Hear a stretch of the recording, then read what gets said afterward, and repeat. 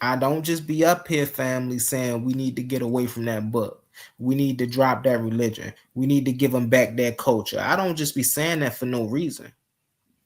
I say it because I see the incoherence and confusion it brings to our people on a daily basis.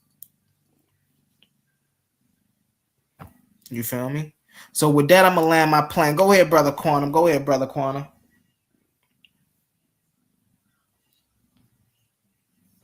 I got you, man. That's right. It looks different. Divine justice probably look different for everybody, I'm sure. And like Cedric said, for me to do any of that, I'd have to define divine and show us this divinity. And so I wouldn't know what Omar's definition of divine is. But that's why I granted all of this for the sake of argument, because we can get divinity out of this. Um, I believe a form of divinity, um, the form of divinity that we're talking about, we're talking about divine justice anyway. So,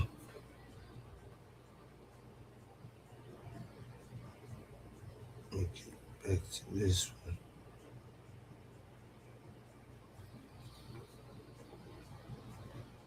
Then I accidentally muted you, humble, trying to move my slides. No, you all good, Brody. You all good. I was just getting, get my cat out of here because she was walking past the screen and stuff, and I didn't want her Oh, okay.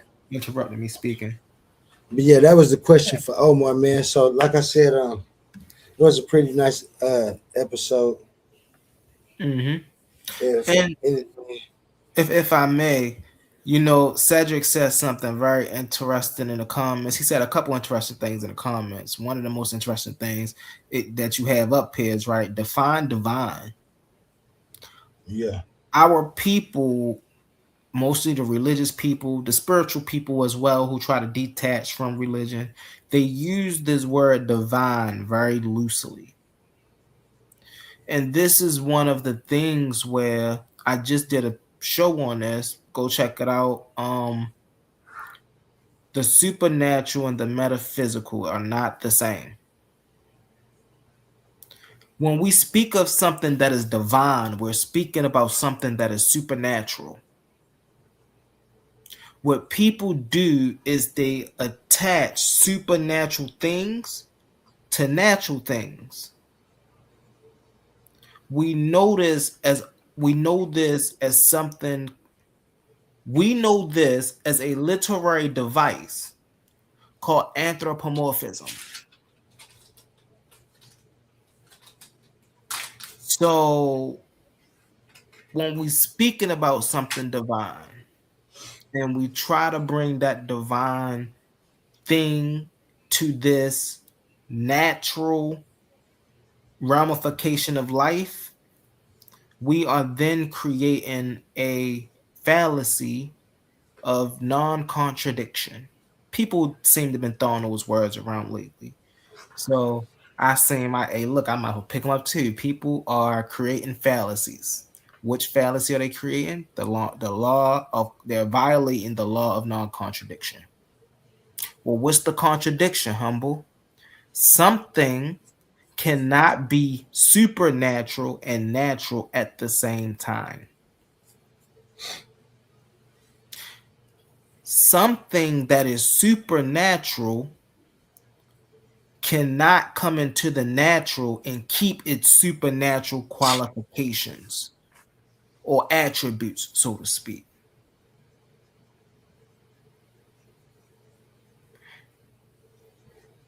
This is logic, coherence. How do we know this? We do experimentations on things of this nature. So this will be my issue with the thing divine when we define a divine. And this the thing with the spiritual and the religious people when they get into this divine nature and things of that nature. It's like we still move into a realm that we can talk about, yes, but we can't prove that it exists. So why it's fun to talk about, you can't for certainty say, oh well, the angels, oh well, the angel came and talked to Sarah. Like, you don't know what. Well, I can say though, but that's just the thing, and that's exactly why I say um, I might should because that's when we start. I have to talk about the restoration thing. Mm-hmm. Even though he asked me to define what divine justice would be, when you look deep into it, um, it isn't what I thought it was going to be. Justice isn't actually going to be handled by God. It's actually going to be handled by real living beings like us, Well, yes, and because it's going to justice be the is Hebrew. a. Oh, my bad, Quantum. I apologize. Go ahead. And so in their text and in their doctrine, it's Hmm. just going to be a time where the people on earth is going to be abiding by this new government. Right. So it ain't like there's really a divine justice going on. No.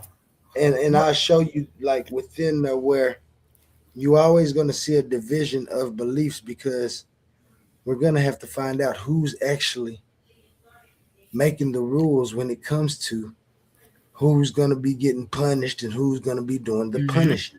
And this is a real problem within this total thing that they don't ever look at or put to the forefront, but you actually see it because of the split, and Right. they split so fast. The different, just among the different Hebrew Israelite, um, well, I don't, I guess you call them sects. If I may, Quantum, um, I just want to piggyback off of what you said, because what you said is important, right? When it come down to this divine justice, right? And while it would be man doing this divine justice and not God, justice itself is a um subjective construct. There is no such thing as justice outside of human nature. Outside of human construct, justice doesn't exist. And so it only makes sense that man made up divine justice, because you can't find this concept of divine justice, let alone justice, period, anywhere else in nature. So I just wanted to piggyback off of that and just again bring some more coherence to the conversation. You feel me? Like, how do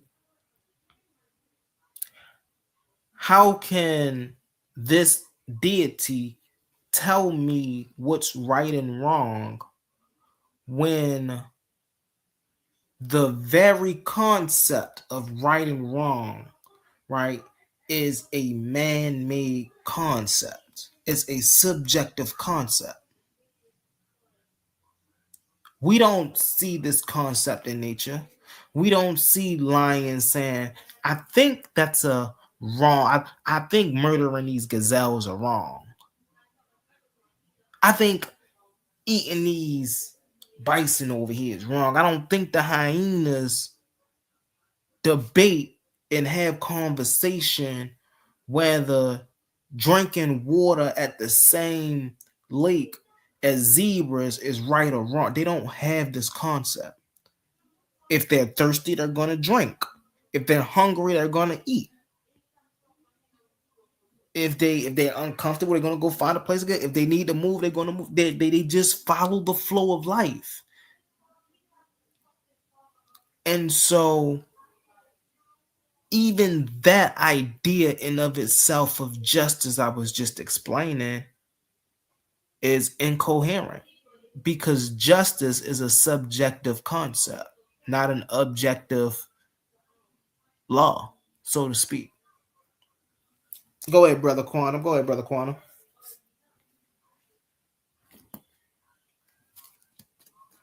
My bad. You good? But yeah, I definitely agree with that, and that's why I set forth to answer this because the next thing I understood, because I go by, if we talking about divine justice, then it says I asked him a question the night that we first had this discussion Mm-hmm.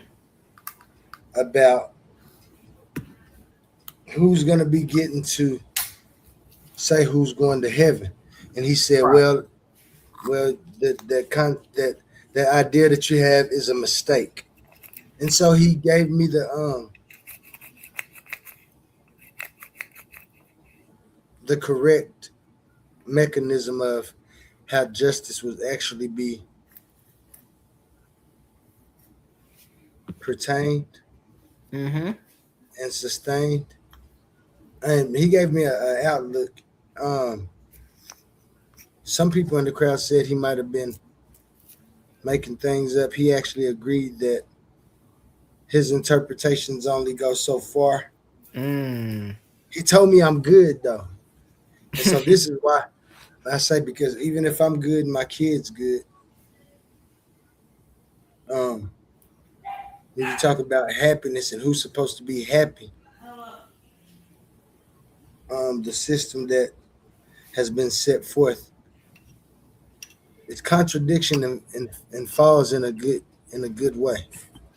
It fails in a big way. Yeah. It's so when we talk about, because again, that was another great question you asked. Well, then who determines when it comes to this thing about who goes to, up there and down there? Who gets to determine that? Is it God? Is it da da da? I'm curious if he brought up this thing called the Book of Life, which people names when they get saved are supposed to be in a book of life forever and can never be taken out. That's one of many ways that they say who goes to heaven and who don't, right? Another one is just by accepting Jesus Christ and repenting, right? What did the Bible say about John 3:16? Everybody know that quote. He shall believe, he who, what is that? God's God sent his everlasting son to the world, that whosoever believeth in him shall not die but have everlasting life. It's John 3:16. Everlasting life God is so loved. talking about heaven. So, when you asked him about those things about, okay, what's the process of going to heaven? Who gets to determine who go, what determines who gets to go to heaven and who don't? And that's a great question, because throughout the Bible, you see the requirement for getting into the promised land changes, right? Right. So in the Old Testament, it was you got to keep the commandments, right? Um, and then in the New Testament, it was you have to have faith and believe in Jesus Christ. And so with those changes, it's like, okay, so now if I see these people making up their own cultures and traditions on who goes to heaven and who don't go to heaven, remember, Moses was made unto a god unto Pharaoh, and he still didn't get to heaven. Still. So even if you so now there's special requirements that even if you do what God say, you still might make it. You still might not make it into the promised land. Yeah, but I want to say I do got to say that, and that's why I had to split these, Mm-hmm. um, because I now understand that it isn't gonna be a omnipotent, omnipresent God's actual decision about justice. There's gonna be some human counterparts who's gonna claim that they have the authority given to them by God, And so this is what the struggles are within these different camps about who has the right idea about human justice. Well, um, he gave he Well, gave that me would be a hard subject to follow as well. Who have the right idea about human but that's justice? where we going, humble. Right. That's where we going. Because their idea of human justice, even when we deal with these camps, is not their original idea of human justice. That is in of course I know, let me cam up when I say this because I know people going back to that white boy stuff, but I need to make it very plain and clear. Even when you go into the camp doctrine, you still not going into their original ideology, because that ideology is the ideology of quote unquote the white people. What do I mean when I say that? Well, what I mean when I say that is when we go back to people like F.S. Cherry, right? Who was teaching him the Bible? White people. And that was publicly. And then he had to go amongst his own people privately to get their own translations of what they think it means. So now, all of these years later, these people want to make up camps and say, well, my doctrine is better than your doctrine. My doctrine is better than your doctrine. My doctrine is better than your doctrine. None of y'all doctrines are correct, because it's what do we, and see, this is why logic is very important to understand, right? If your premise is faulty, your conclusion is faulty. You're following the same premise as the people who they didn't even have the proper premise. So then how do you take that premise and try to rework it and reframe it and refit it? 12 tribes chart. Let's talk about it. How do you take the 12 tribes chart, which is not accurate? It's not accurate. I don't care what these people say. It's not accurate. But how do you take the 12 tribes chart and then try to tell modern people who they are? Oh, you're the tribe of Judah. What? What give you that idea? Oh, well, Deuteronomy 32. You do know that in biblical scholarship, Deuteronomy 32, the prophecy has already happened. We've seen it happen in the Bible. So how many times is this one prophecy going to take place? Or are you saying that that prophesied about this, all the way leading up to this? And if that's the case, then how do you not take into consideration we should be able to track this in now objective reality? But the very fact that we can't,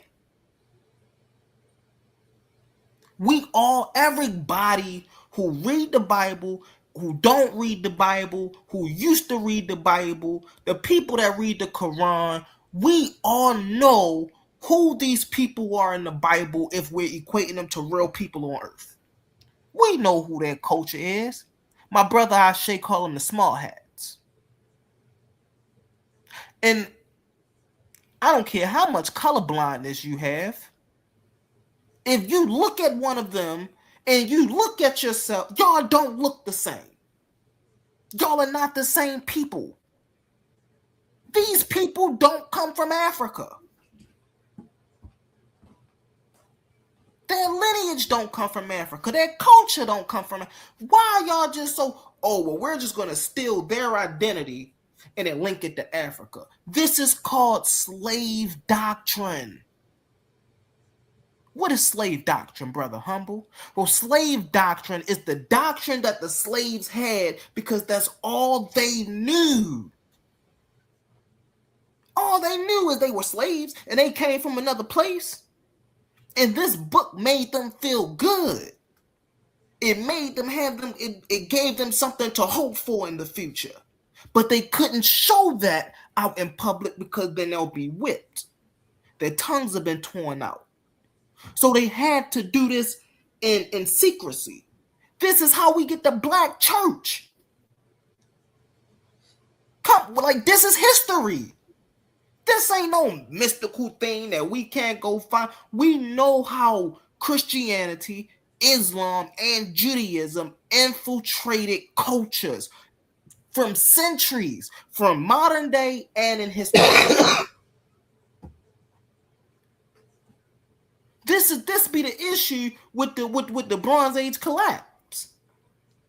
Oh no, well, we had Judaism all the way in the 14th dynasty, in the 14th century BCE. It wasn't no Judaism in the 14th century BE. Show me.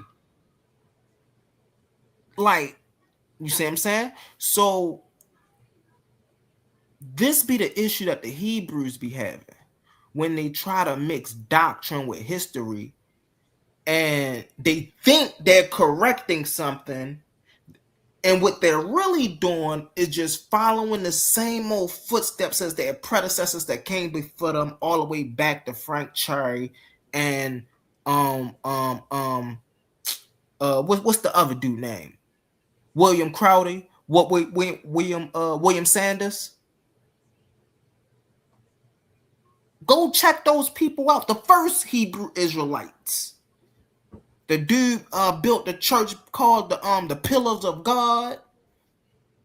My man standing, they talking against white people, right?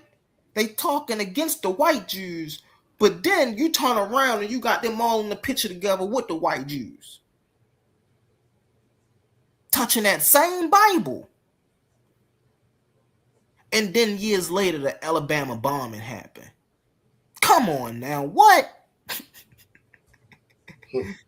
So you're telling me that it's okay for me and you to believe in the same God? God is just going to let you destroy my nation because you don't, like, that don't even make sense.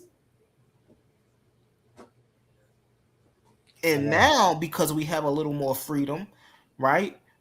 It's a little easier. I'm gonna land my plane with this. It's a little easier for these communities to push their message without any backlash because there's no real opposition,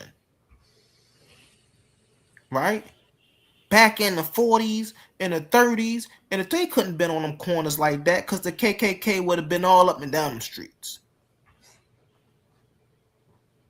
Now we don't face stuff like that, so we got those freedoms where we can be out there telling our perspective on how the Bible go and things of that nature. And I land my plane with that. That's the only thing that make it really confusing is the culture is not their culture, and they need to realize that. And I land my plane with that. Go ahead, brother Quantum. I appreciate you, bro. No, definitely, definitely.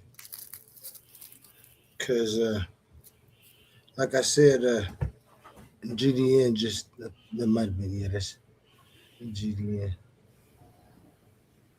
Yo, yo, GDM, yo. what's up, GDM, bro? Y'all about to Hey, get a classic, y'all. My man GDN all we y'all listen. That's my brother GDN right Yeah, there. You yeah, know we we about to get get a man. classic because GDN was one of the. Let me cam up when I say this, like Humble say.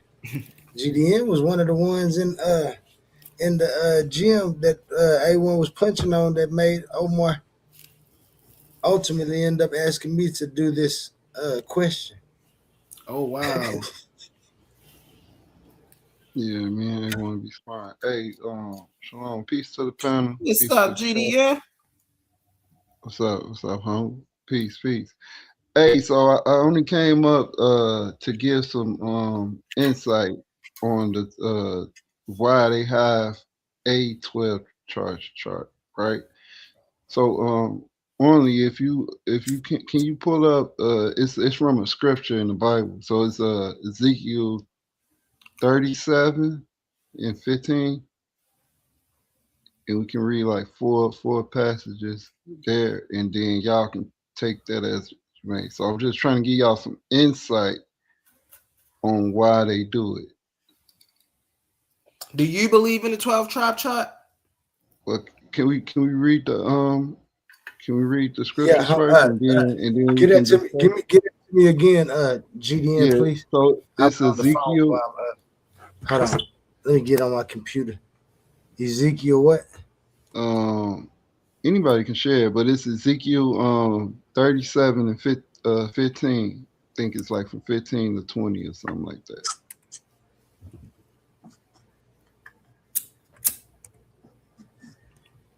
You ain't gonna run from that question, Capone.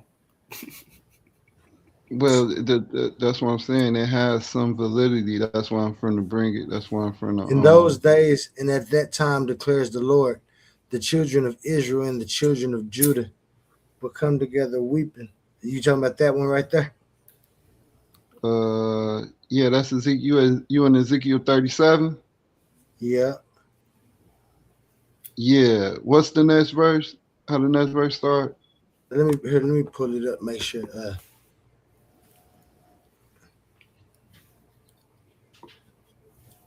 because that Yeah, I think one it's nation 15. the word of the Lord came to me. Son of man. That's the beginning. Oh, let me share That's this. the yeah, sure. Cause this gonna get some insight, right, on why there's a 12 tribe chart, why people that was already classified as that was already given classified names from their colonizers as they gained independence, and why people had to come later and tell them they from this tribe, that tribe. This is where it comes from right here. Once he shut the screen.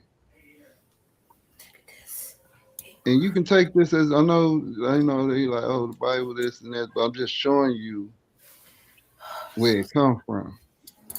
Well, we know where it come from. Okay, so okay, right here, that's it right there. So all right, it say in the Lord, it say in the word of the Lord came to me, son of man, Hold on one huh? Yeah, so it say the word of the Lord came unto me saying, son of man, take a stick of Y'all wood hear and echo? No, you are good. it say, take a stick of wood and write on it, belonging to Judah and the Israelites associated with him. Then take another stick of wood and write up on it, belonging to Joseph, that is, to Ephraim, and all the Israelites associated with him. So right here, this is describing the 12 tribes of Israel being the northern kingdom, Ephraim, and the southern kingdom, Judah. If you don't know, 9 tribes was to the northern kingdom, 3 tribes was into the southern kingdom, Judah, Benjamin, and Levi. So it says, and it say, and join them together into one stick so that they will become one in your hand. And, and then it says, wait, go up a little bit, only go up a little bit. No, I mean, scroll down. Go back up to what was that? Verse 20. All right, right there. So it say right here. Now I say, when your people ask you, won't you tell us what you mean by this? Say unto them, this is what the sovereign Lord says. I am going to take the stick of Joseph, which is in Ephraim's hand, and the end of the Israelite tribes associated with him, and joined it to Judah's stick, and I will make them a single stick of wood, and they will become one in my hand. Behold their eyes, the stick you have written on, and say unto them, this is what the sovereign Lord says.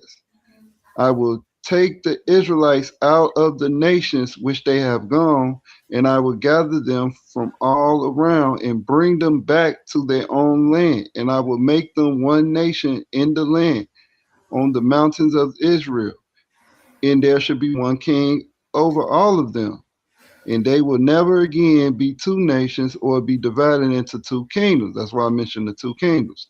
So just and so when it say when the people act, so they in there. This is when they was carried away. So they in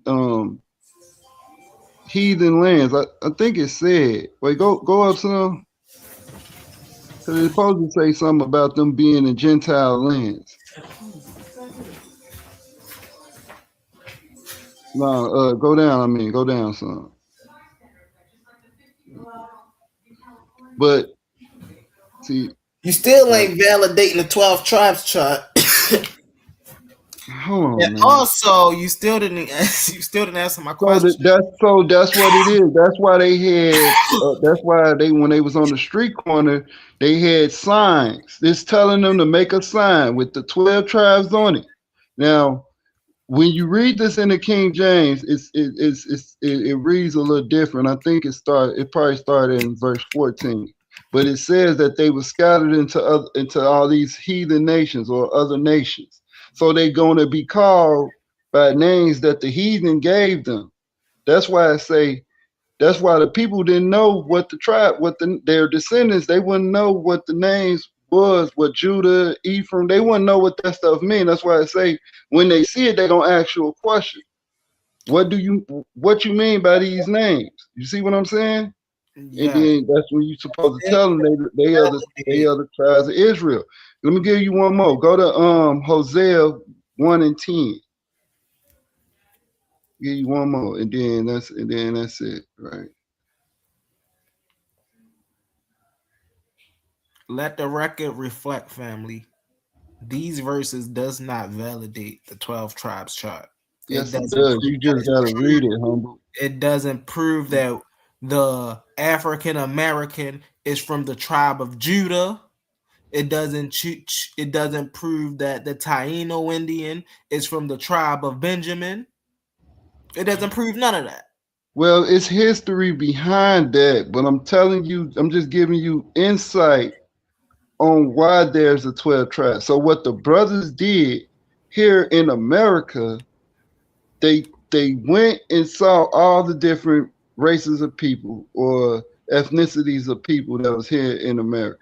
And we all got African American, Jamaican, uh, all this other stuff, Latino, Hispanic, all this stuff, right?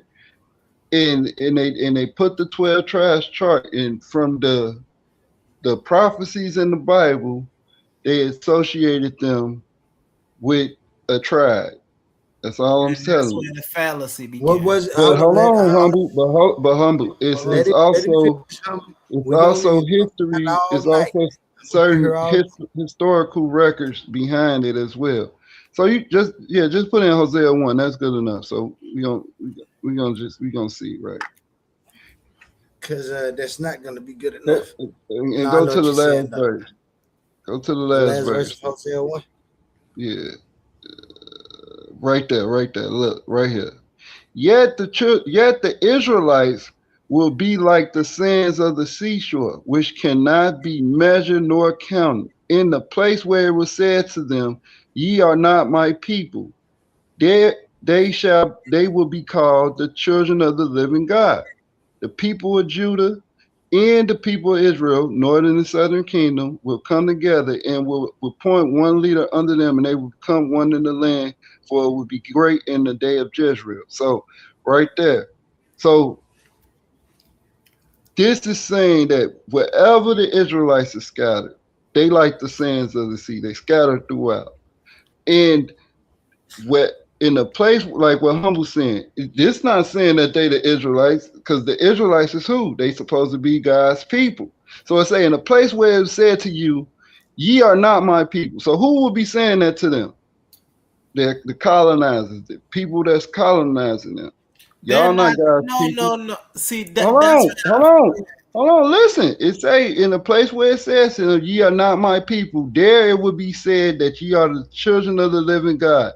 So I gave you two passages that validates the diaspora, the African diaspora in the 12 tribes chart. so okay. Here's where your fallacy is. Number one, this right here don't validate neither the African diaspora or the 12 tribes chart, because this right here was speaking about that time period. This right here is not speaking about today's period. They're not saying, okay, well, you see the Israelites today, yesterday, even 2026, 2027, that's going to be talking about the people of the. No, no, no. They're saying, right, this is supposed to be some type of revelation of, okay, I'm gonna give y'all this land, and y'all gonna find yourselves in the land that's not y'all's, which y'all always do. Some way, somehow, they always find themselves in the land that's not theirs. They trying to conquer it. And he said, I'm gonna give y'all this land. The people of the land is gonna say, ye are not my people. That's what the people of the land is going to tell the Israelites that came into the land. That's Right. what we're reading. And he Hmm. said, remember, So is the people of the land, is they gonna have a name for the people that they saying ye are not my people? They'll have that's a not name for them, stated here right? in the Bible. That's not stated here. That would be transliteration. No, I'm asking you. So We is don't it, know because that's not stated. well, we know in the Bible when the children of Israel got colonized by different people, they was given different names than their original But indigenous we or don't native know name. the names of the people in the land that's not theirs because it does not give them one. Now, But if you want humble, to give but them one, you can no do humble, that, but then that would be transliteration. That would be no, you add your own interpretation onto the no humble. text. Just use common sense. If foreigners come into your, see, we even got a word today. We call them foreigners, right? If foreigners come into the land, if once they start to integrate amongst the people and assimilate amongst the people of the native land and down and like after they first generation they come citizens and stuff like that, you give them a name, just like we was given a name here. We was given the name Negro, which then went from color folks to color folks to uh All right, so now let me ask you this question. African American is What's the mean black, name of and the then people in the land? African American. What's African the name Americans of are the now we people in call the black. land in this Black text that this American. text is referring to? Since we can know the name of the people in the land in this text based on the Bible, then you should be able to give me the name of these people. What's the name of these people that this text is referring to? It say yet the Israelites. It's talking about the Israelites. No, the Israelites are not telling the Israelites, ye are not my people. I ain't say that. You Who are said the what's name the of the people that's telling the Israelites that they are not their people?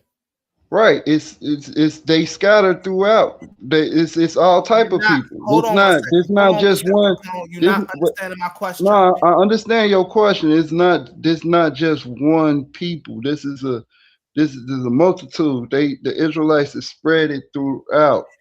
So this is whatever land they go into. The people Right. that say they So gonna now tell them you're that they proving my not the point. people of God. So now They you're gonna proving my point. We don't know what land they went to because it's not stated. well, we do know what land they went to, So then give me the names. Give these but people. they were scattered throughout the four corners of the earth. That's the contradiction right there. How? You saying we know the name, but then when I'm asking for the name, you keep saying they were scattered abroad, meaning you don't know the name. Either you know the No, name or you don't know the name. It's not both. You can't have it both ways. bro, they were scattered throughout. What don't you understand? So then we don't know the names of the people in the land. That's a fallacy because we do know the name. We know where Then they what went, is the name of the people in the lands? bro. They had all type of it was a diaspora. Let me cam up, family. It was This a is why diaspora. you What you got talking listen. about? This is why y'all gotta pay attention to these biblical believers. Because they don't interpret the, and I promise you, if we go in, I can't remember it offhand, but the Bible literally tell you don't add words to the text. It tell you don't take away words from the text.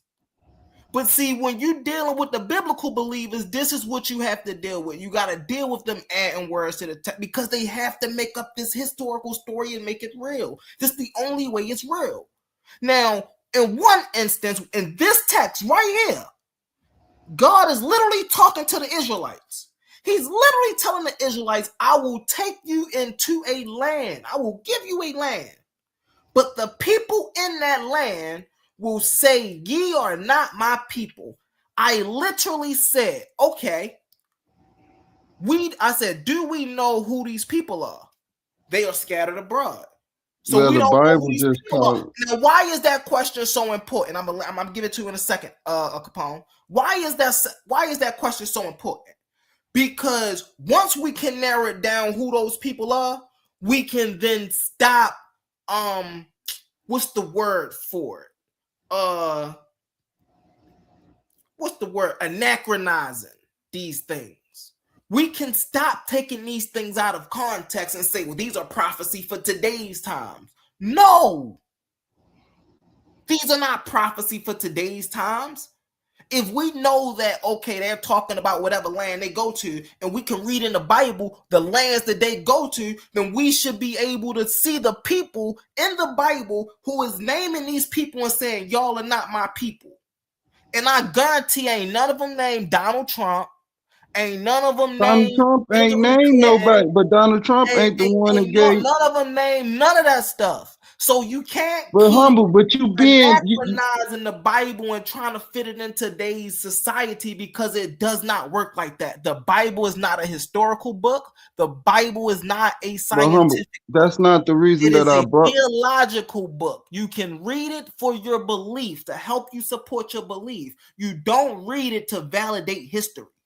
Well, that's false. So right That's here. false. So You yes, can read that's the false. Bible to validate That's history. false, humble. Yes, it's false because it's a lot of history in the Bible, and I'm not even going to get to that. I brought this up to show you that the Israelites are like the sands of the seashore, and they cannot be measured nor counted. Meaning that it's a So multitude then of them. how do you get 12 They're tribes if very they can't be hold on, measured they're or counted? hold on, humble. They're very Mm-hmm. populous. Wherever they go, they multiply. Wherever they go, they everywhere. The sands of the seashore. You see what I'm saying? You know that it's more grains of sand than it is stars in the sky. So in the universe. So this is saying that the Israelites is using a Hebrew idiom. It's just showing you that the Israelites they are everywhere. But wherever they go, the people is going to claim that they're not what they originally were. They're gonna rebrand them. You know what I'm saying? Yeah, like a rebrand, like a renaissance almost. Well, not a renaissance, but it's like a rebranding of what they're gonna change their ethnicity. They go matter of fact, better word, they're gonna have an ethnogenesis. That's what it's talking about. The people is gonna give them an ethnogenesis because it's gonna tell them you not those people, you the people that I'm gonna name you. And we see this. We see this throughout, right? They call you everything but God's people, right? So this is why we believe the text, because it's very prominent in today, in throughout history. Our people, and if you want to go into some African American history, um, coming off the slave ship, when you mentioned the people that started the black church, that's not how they started the black church. It wasn't no secrecy. What are you talking about? We rebelled. See, this is what you don't know. They rebelled and they moved to a nut. They took 500 men and they moved to a different county. And these men became pastors. See, you don't even know that, but you want to make an argument What? about something not being true when you don't even know all of the history. Are you This- ho? See, first we was on this passage right here, and then you move back to the history of the origin of yeah, because the, you the mentioned black that in church. your whole spiel I about, did. yeah, Good. about the pastors and everything. Mm-hmm. Yeah, when you was talking to Baptist, you talking they had to do it. So They didn't do it in secrecy. That's all TV, bro. That's all so are TV. these all right?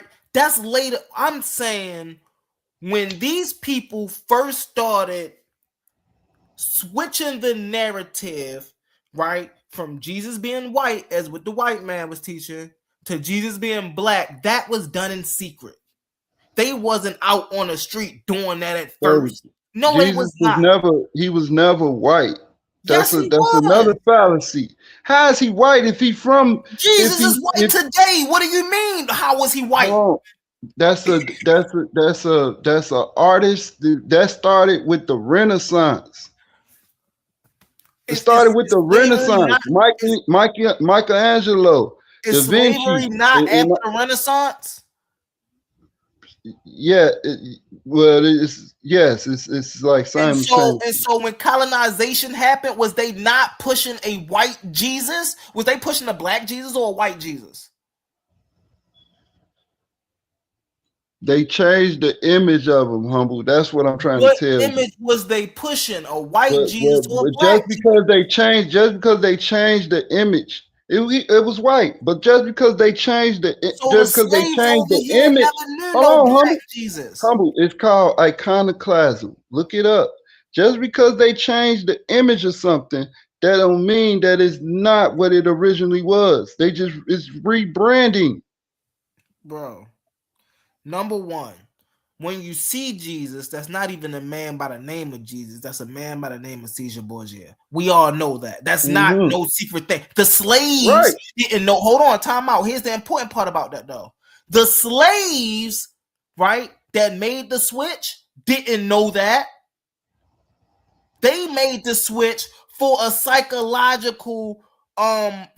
humble. religious purpose. So They humble. didn't So make what? the switch because they found out that the dude that painted so quote unquote Jesus was Caesar Borgia on a car. They didn't. That's not why they did that. They did it because they understood that the way that the white people was doing religion was insufficient for the way they were being taught to do religion. So So they humble. had to do their proper religion in secret. So humble. That was Caesar Borgia, right? Mm-hmm. We So got brother Omar to the when did panel, they by the show the way. Hold on one slaves? When second. did they, Hold on one second, Capone. You won't be able to finish. I just want to welcome brother Omar up. We got brother Omar up on the panel. What's up, brother Omar? Hey, Shalom. I'm just jumping on the panel now. Capone, Shalom. yeah, Shalom. Capone could cook because, like I said, well, I like I said, I got off You can work. take that down on. I had to get Appreciate it. myself together. Let me do a few more things around the crib, so I'll be another maybe 10 or 15 minutes before I'll be able to hop on. Right. Gotcha, So Omar. Thank you All for right, I'm gonna coming meet up. back out. Hey yo, Gotcha. hold on, y'all. Hey yo, hey, don't be up here hyping Capone head up, J Snakes. Cause so if you agree, now put that please, brother Quantum, can you put that back up there? Absolutely. J Snakes, I need to hear something from you in the comments, J Snakes.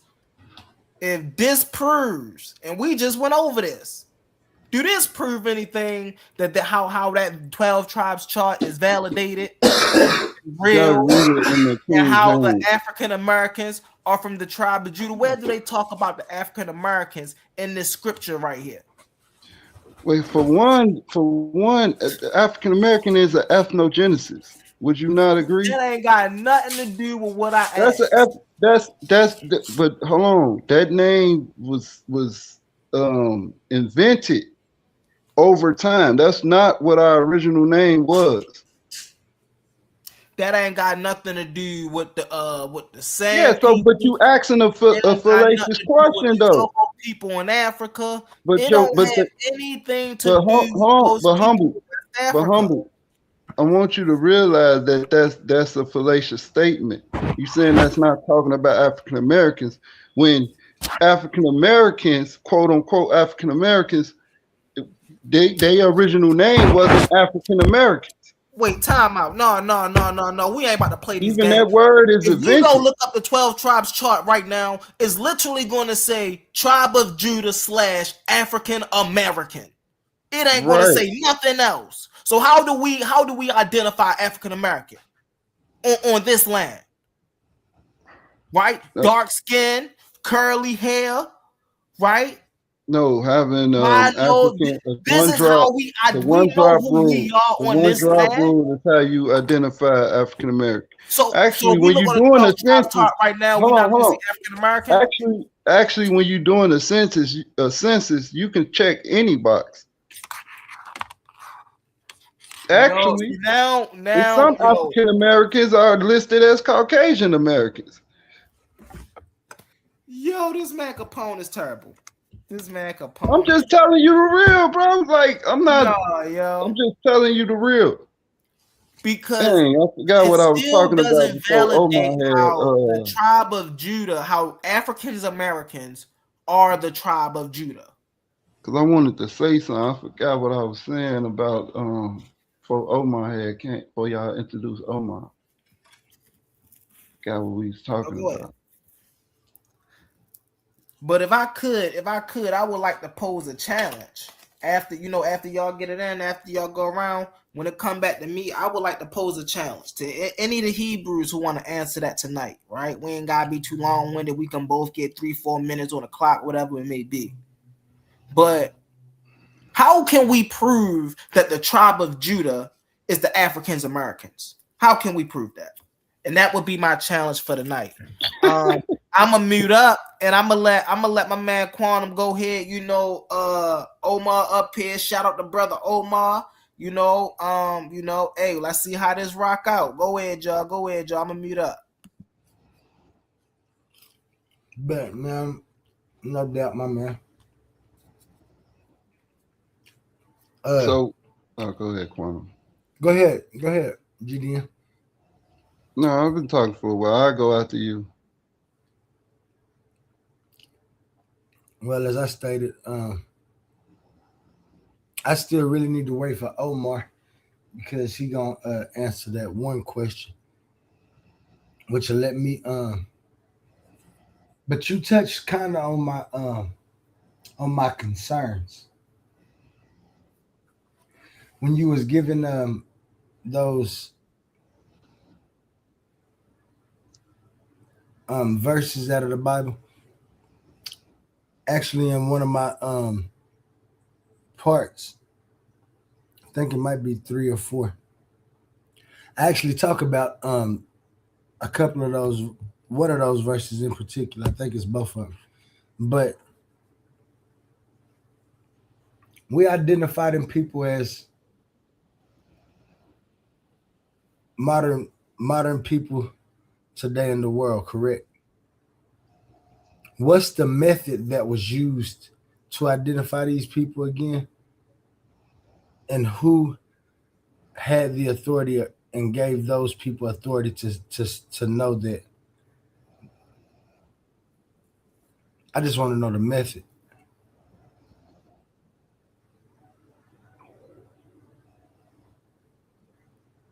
Oh, so the other verse is it was Ezekiel 37 and 21 when they talk about them being in the heathen land.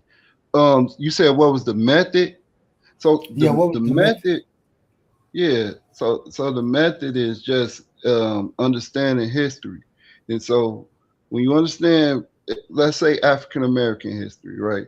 You understand the voyages and everything, and the slavery, colonization, and things of that nature. And uh, we had brothers once we became um, colonized and we gained our independence and citizenship here in America, these brothers started to study. So they wrote books. So it's books that's written that talks about the African diaspora, right? Which goes back to West Africa. And once you get to West Africa, you find Africans being labeled as Jews. This is in all the old books. The word Jew was synonymous with an indigenous African. almost.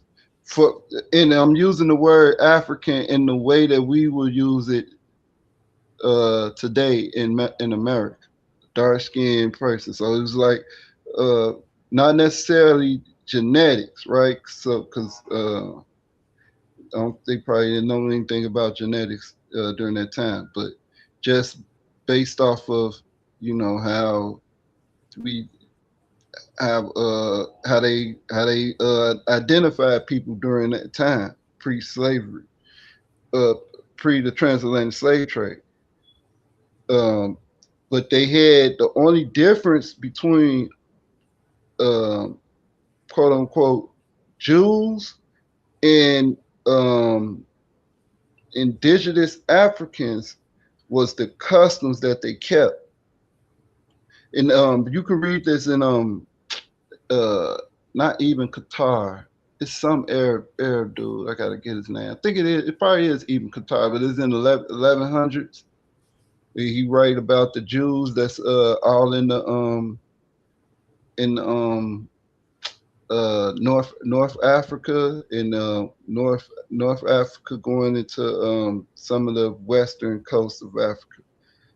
He was mainly talking about like Morocco and Mali and stuff like that. Okay, quick, just quick. Is it still? Is there? You said that Yes, the so method that was used. You said that the method that was used was more like a correlation method, where they read the text, found some correlations within history, yeah, so what you and yeah, what gave them the authority to say that they right to create this chart what that they when they identified the different peoples within the 12 tribes, because Israel, like you said, it is 12 tribes. So I know that different people have different ideas with within the Hebrew Israelite religion about how things are going to happen and who's correct about what's going to happen and how it's going to happen. One of my main concerns is about who's actually going to be saying um, who gets to do what. Because if we're talking about Israel and the 12 tribes, and then we're talking about people who are identifying people for those tribes, who's going to identify the heads of those tribes? And I know you saying that they did their studies, but what confirmation is it that they have that direct knowledge and nobody else does?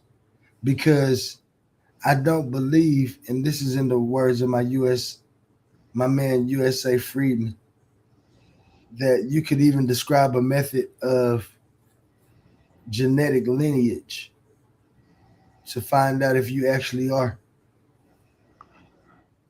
a Hebrew Israelite. well, the thing is that the Israelites, like I said, they've been rebranded throughout time. But one thing that they kept was the short term Jews, right? That's one thing. That was one way to distinguish them from from certain populations. Their practices, their customs and traditions. It was called Jews, and this was ever since the fifth century. It was with Esther, right? So these Jews, they mean so we got scholars, African scholars, with PhDs. You know what I'm saying? That in European scholars as well. You know what I'm Bible. saying? That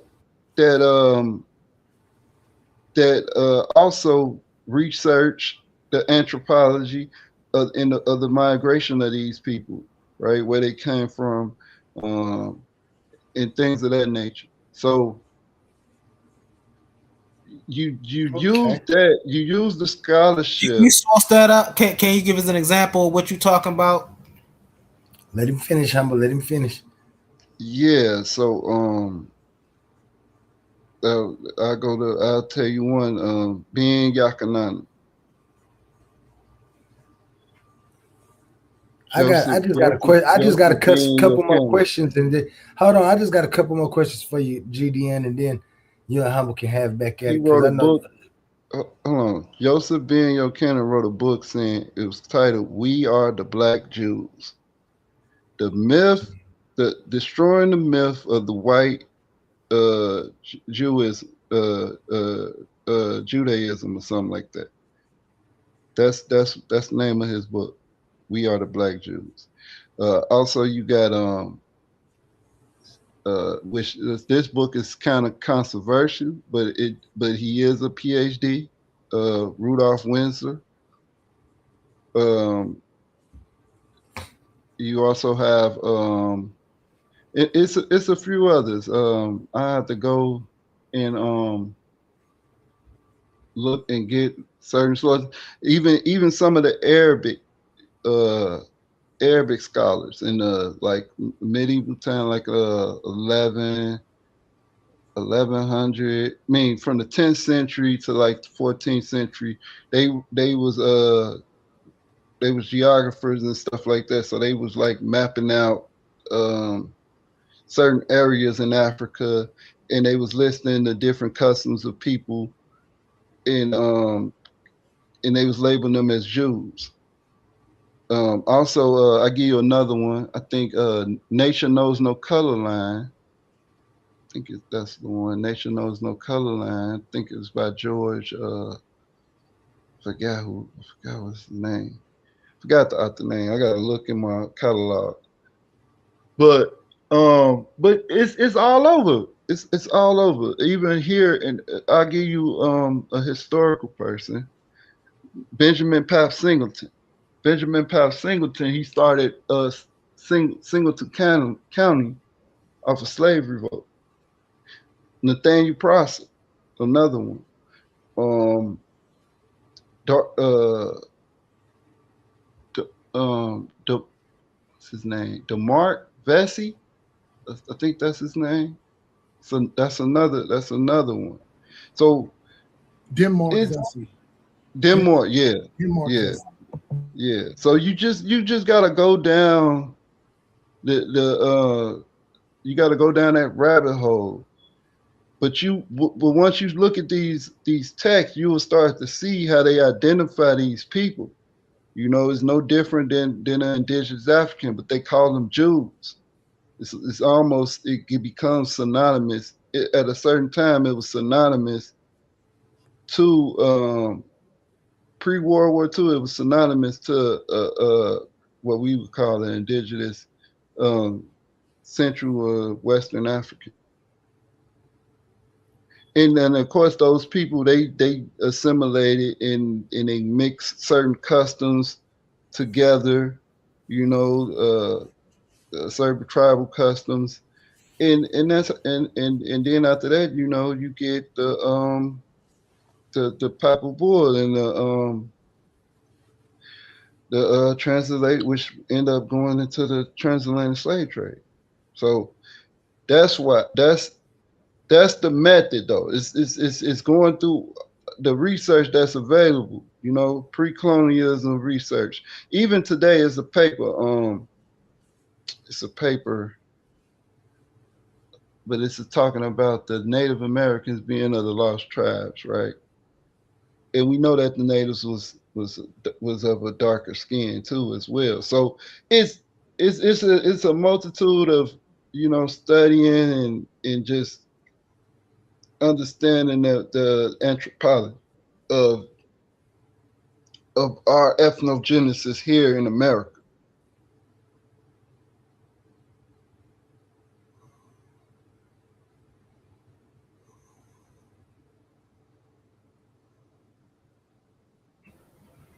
Yup, you there, Quantum?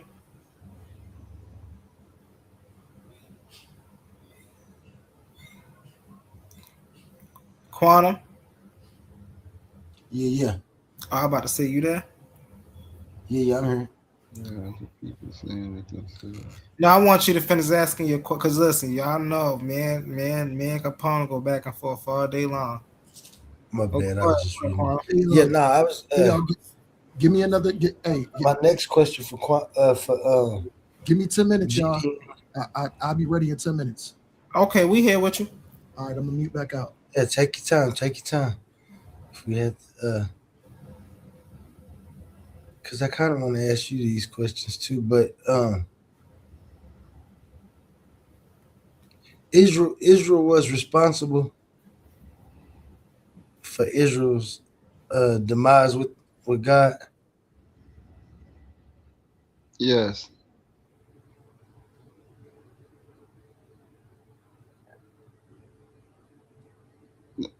Um, yes, there's plenty of texts and historical references of them, taking up other practices, and that is a great sin to their God. Yes. And for them sinning against God, they were cursed. And they knew this was going to happen too before it happened. God gave them warning about this. Right. Yeah. Yes, the warning. Yes, that's what the prophets was. That's the whole purpose of the prophets is to give it to alert the people. to not to not do it or to tell them that they was gonna do it.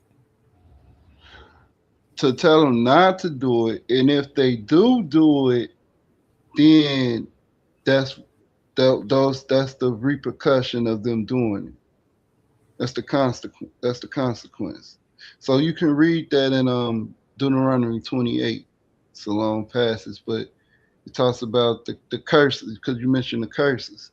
It talks about if they Deuteronomy 28 and 15 say, "Thus say the Lord to the children of Israel, if you don't follow the commandments which I command you this day, then all these curses will fall upon you." Then it goes through a multitude, So if I'm a a, Hebrew Israelite, my myriad answer. of curses. One of those curses is being ruled over by other nations of people. So God, so so God is using these nations, right?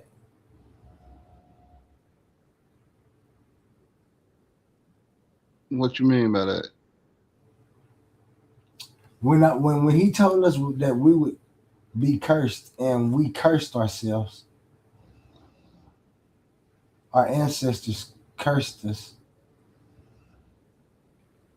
Um, it was nations that was set uh, up against us to for us to have to pay God, right? Pay back for the justice or the sin that we for going against God's words. We was cursed, right? Right. So This was God, and this was God's. the curse is that that a nation, yeah, the nations will rule over us. Why? Because now we don't have the backing of our God. You see what I'm saying? So now that protection is lifted, The back, and the back. Yeah, now that's the what I'm saying. enemy The can backing of the God, infiltrate. the backing of the God then goes to the other nations, right? So No, y'all, so we can be cursed. no, it don't go to the other nations. It's still it's there when once we real what it say second Chronicles 7:14. If my people would humble themselves, uh, uh, so we got to admit our faults.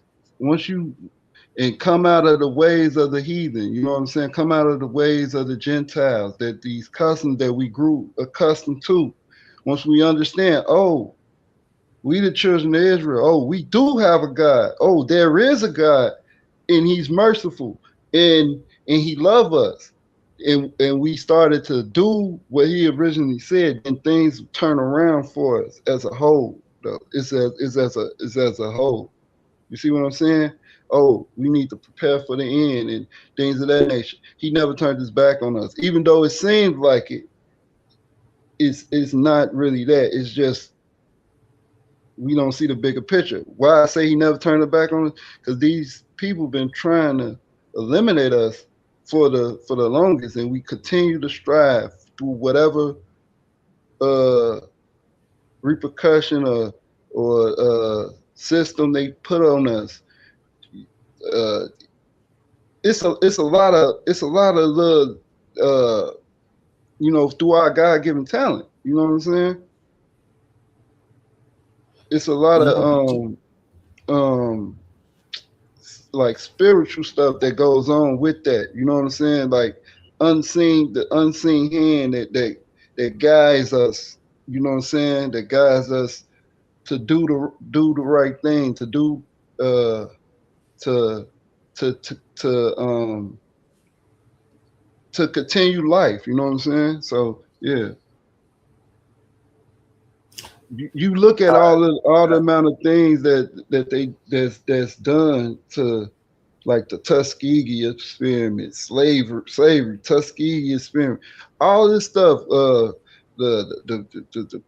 poisoning of the waters, food, all this stuff, and vaccinations. They do all this stuff, right? And everything is targeted to us. You know what I'm saying? Because we Everything cursed, but it's because we cursed, right? is not because we cut. It's not. It's Huh? because we turned away from our God. If you look at our people today, we believe in all these other gods. You know what I'm saying? Some of us don't even believe that there is a God. You know what I'm saying? So God didn't curse us. No, no, I already addressed the cursing part. Oh, but I thought you just said that we ain't cursed. I Because ain't, you I ain't said say that a we bunch of wasn't stuff. cursed. You said a bunch of stuff that's befalling us, and I said, "Isn't that because we cursed?" And you said, "No." Right. It's because we sinned against our God. Yes. And that sin caused us to be cursed. Yes. But it's a list of curses. So, You can so, read them. so if You we, can read them. so It's if we, specific ones. You can read. You can read the curses. It's in uh huh, Deuteronomy 28. It's a whole list. You can read them. got you. And I'll do it. But for this question, I don't need to read it. I pretty much understand what you're saying. Um, that there's a bunch of curses, and some of those curses included us being shipped from our land, kicked out, beat, spread across the four corners of the nation into the land of our captors. But when we saying captors, it's not like it wasn't divinely authorized for us to go into these curses because we did wrong, correct? So all right, let me help you out. So I get what you're saying, like it's divinely authorized. It's not that it was divinely like this is a like it was a decree. What the scriptures is telling you is it was a insight to the future, right? So this is before colonization. This is before the slavery and stuff was well, not slavery, but before the what we know as the transatlantic slave trade happened. You see what I'm saying? So so it was just an insight onto the future. Like, oh, you're not gonna if you don't do this thing, this is gonna happen. It was just an insight. It was just telling you because you didn't do this, this is the tribulation that's gonna befall upon you. It ain't that God is decreeing that, saying that oh I'm gonna put this nation over you. No, it's because it's telling you the consequence. You see what I'm saying? So it wasn't prophecy. No, it's prophecy. That it was spoken. It was spoken. It was spoken. The word of God. This is even I'm just segue for a second. Like even when like in Genesis, right? When it talks Yeah. about how when Adam when it said that thorns and thistles and he gonna have to work for the sweat of his brow. That was a that was a that was just God is he is not bound by time, so he could control, he can see what your future gonna be. You see what I'm saying? So that it's the same. That's the same case. Even I'll give you a reference. Deuteronomy 15 and 30. Deuteronomy 30 and 15. It says, "I call heaven and earth to witness against you this day." Right, and it say, um, if you don't keep my statutes and my commandment. No, it say, what did it say? Oh man, I call heaven and earth against you this day. Um, but anyway, it talks about uh basically to keep the commandments, so you and your son, you and your seed, and your seed may live. So it was giving them an insight, right? So this is it's not a decree. It's more so like this is what's gonna happen. This is the future. This is the consequence of you not doing something. I'll give you another example that you can relate to today, and then I'll pass it over to you.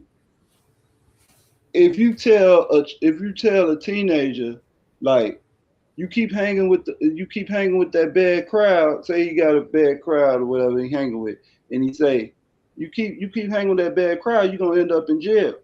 Or you know what I'm saying?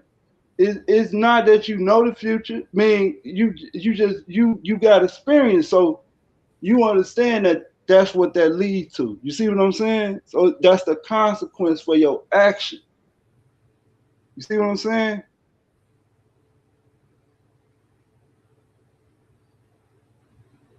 That probably was a bad example, but I've been talking a lot, so I'll pass it back to you.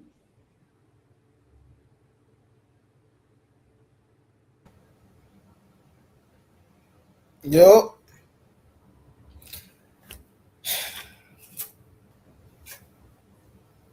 So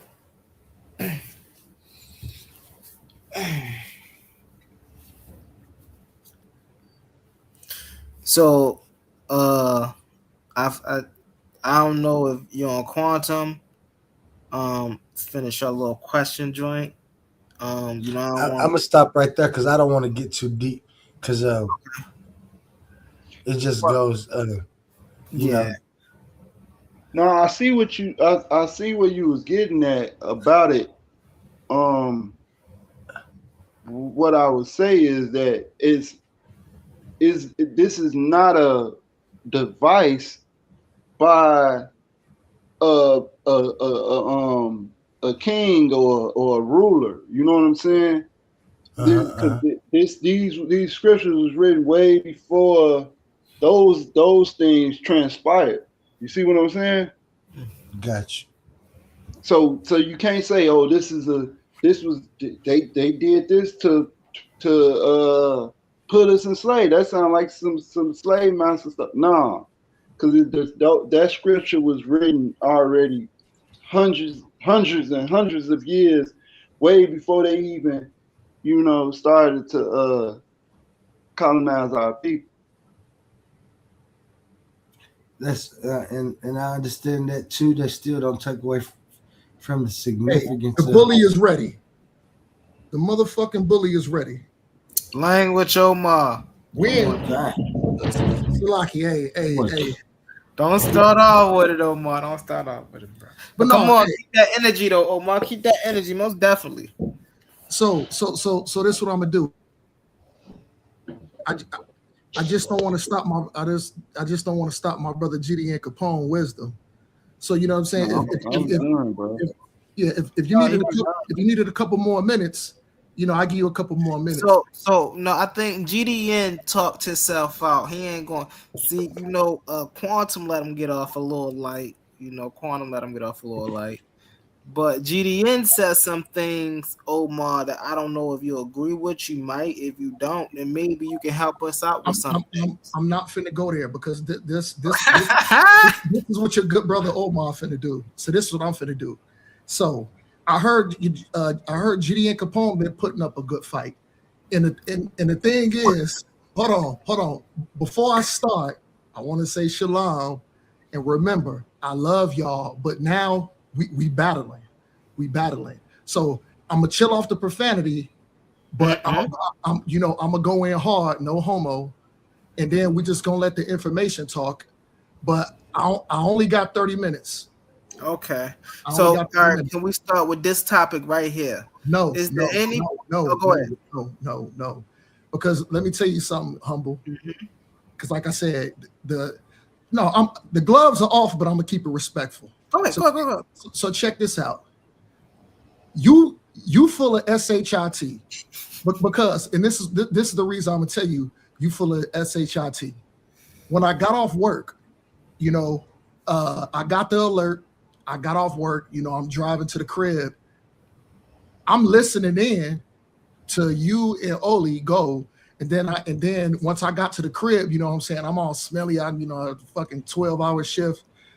Been outside the 16 hours, so yeah, I had to freshen up or whatever. So I'm still listening to y'all, and this is what I noticed, that humble, you ran away from the topic. This topic ain't got nothing to do with the questions you was asking GD and Capone. So like I said, I only have 30 minutes, so I'm not going to address no question that you asked GD and Capone that has nothing to do with this topic. This topic has to do is, what is the formula? What is the formula? And that's key. That's key. Y'all saw what Oli brought out, right? Y'all saw that. This conversation had nothing to do with all these but listen. The only Bible scriptures I'm talking about is talking about reciprocity, restitution, in a certain people. And a certain people that has to be judged and pay for what they did to our people. So any other thing, I'm not going to entertain it because I only got 30 minutes. Now we can do another show. We can do another show. All right, that makes sense. I'll entertain those questions. But, all right. But this conversation purely has to do with, what is the formula for judgment? What is the formula for judgment and punishment? So show my screen, but because this is what I'm gonna have to start doing to y'all. Whenever we talk about judgment and punishment, this is what I want to show y'all first. Show my screen. Go ahead. You ain't got nothing up there, Omar. I'm finna share it. Okay. Well, time out, Omar. Let me get out of the ring because you come. No. Stay in the ring, brother. No, don't run. Gotta stay in the don't ring. Run, nigga. Nah, nigga, don't run. Do not run, nigga. Don't run. Share this screen. I got something for y'all. Ew. For y'all. Hey, Quantum, why you get me into this? Oh, nigga. Because see what you did, humble. You did a whole lot of philosophizing and this and that. Humble. I heard just about everything you said. You didn't say nothing about holding the people accountable for the crimes that they committed against our people. So this is what I'm gonna have to start showing y'all before Brother Omar speak. Let's play it.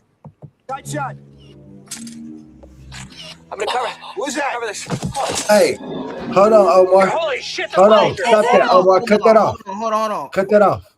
No, we can't be. Yeah. Last time you got us. This gonna get us flagged, bro. Last time you can't be playing last time.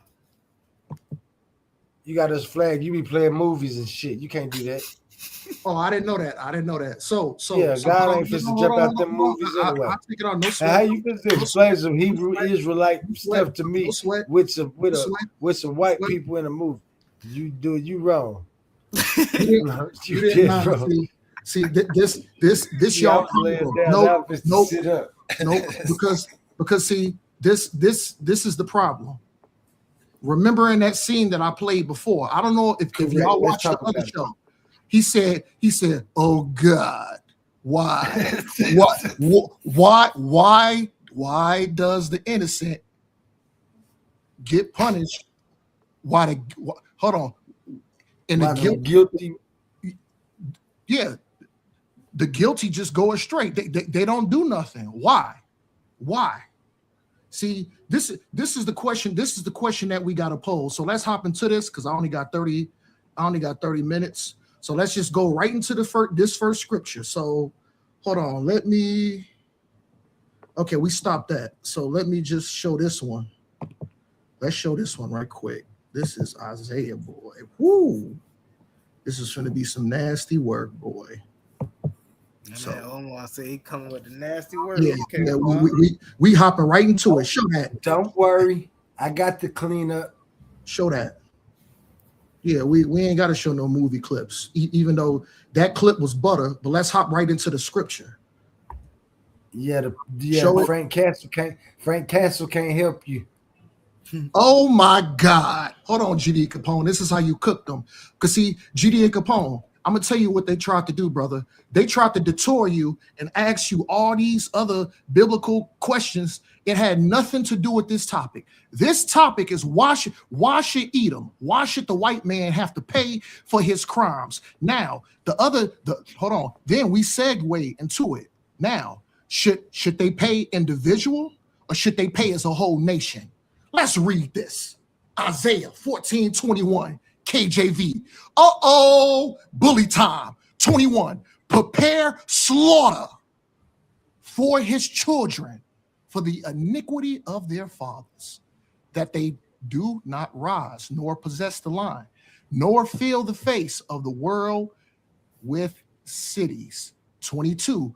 For I will rise up against them, saith the Lord of the host, and cut off from Babylon the name and the remnant and son and nephew, saith the Lord.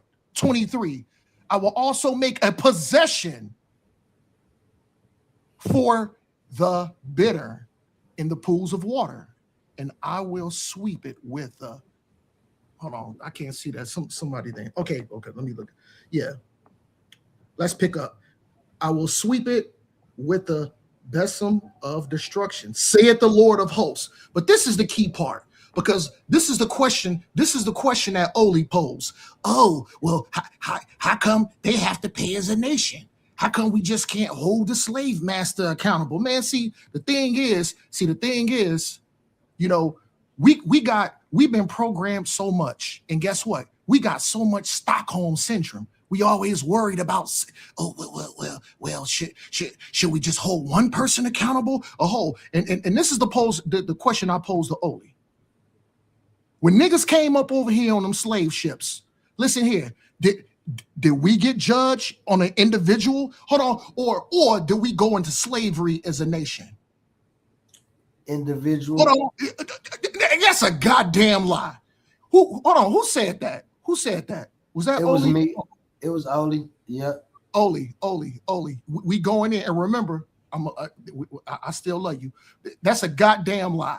That's a goddamn lie. Every person. Hold on.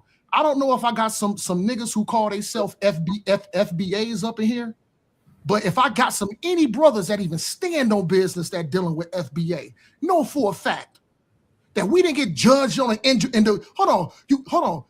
You telling me we got judged on we got what happened to us was on an individual basis when it was niggas packed in a hole of a slave ship. They sold them one by one. Coming over here to the Americas, dying. Hold on, a lot of them didn't even make it. Hold on, being packed. There was no order. You had. And why was they on these? No, I'm not done. I'm not done. I'm gonna give you the floor. My bad. I'm gonna give you the floor. Being packed in a goddamn slave ship. Arm, leg, arm, head. You got a woman sitting there having her goddamn menstrual cycle next to somebody bleeding. You got a person that gotta freaking take a leak. You got a person that gotta take a boo-boo. Guess what they had to do with that? on himself and the person laying next to him. Man, hold on. There is no hold on. I dare somebody say an individual basis. Every nigga know we got judged as a nation. Here's my other counterpart. Well, what about the good ones? Let me tell you something here. I forgot. I think it was Muhammad Ali that said this. Okay. No, it wasn't Muhammad Ali. Salaki. It was Malcolm X. Oh, I know the enemy is at my door, and it's 1,000 snakes. Now, out of those 1,000 snakes, only 200 are venomous. The other 800, okay. You had it right the first time. Omar. Oh yeah. My bad. Then it was Muhammad Ali. It was Muhammad Ali. Salaki. Thanks, humble. Now close the mouth back up. Thank you. Close the mouth back up. All right. So the thing is, okay, 1,000 snakes, 200 of them are venomous. So what should I do? Grab the snake, vet the snake at the door? Hell no. Guess what? They too dangerous, so I ain't letting none of them in. What the hell I look like hand picking them out? Listen. This is where Oli falls short. This is where he falls short. No, they gotta pay as a nation. We got our ass kicked as a nation. Even when you go back to the scriptures, how many good Israelites followed the law? How many Israelites followed the law? But guess what? None of it. Man, that's a goddamn lie. That's a goddamn lie. I'm gonna show that each and every individual. I'm gonna show that in part 3. No, that's not true. I'm gonna show that. I'm gonna show it in part 3. I'm gonna show it in part 3. You know how many Israelites kept the law? How many Israelites? Listen, how many Israelites was considered to be upright? Was considered to be upright? Tons of them. But guess what? We got punched. Listen, we broke the law and we got our ass kicked by our father. And we deserved it. What did the Most High say? If thy children listen and keep thy laws, statutes, and commandments, and walk in all the ways, statutes of the Most High God, ye should be on high. But if thou don't, ye shall be on low. And guess what? That's like any other good father. You know what I'm saying? The thing is, y'all can't wrap y'all head because, see, this is I heard what Humble was saying earlier, and I know what Oli want. See, what y'all want to do, y'all want to ask all these elaborate questions when listen, when you the goddamn clay, you the clay. How in the hell is you gonna make a legitimate argument to the person that's forming the clay, the potter? You can't do it. Let's hold on. That's the first scripture. Let me give y'all some more, man. Because like I said, I don't know if I'm gonna bring one more or two more out, and then we can elaborate, and then we can conversate for another 15 minutes. Like I said, I only have. Yeah, man, I'm tired of all this crap. Get it in, Omar. Talking about. Yeah. I hope you ain't too judging on the individual. Man, the hell with that, man. It's no way in the world. It's no way in the world that the Most High and my Father and the God that I serve will let all this stuff happen to His people or whatever. And guess what? Yes, we did have to face the punishment. Yes, we did. But the Most High made certain people to carry out that order. He made them just to destroy. But that's for part 3. Let's cook, man. Let's cook. Let's incoherence. No, I don't want to hear. I don't want to hear nothing about no incoherence. I'm with you. You gonna hear it? I'm gonna let you finish though. Yeah, man. Let's destroy all these lies, man. Hold on. Let's go into what Oli, because like I said, my time is limited.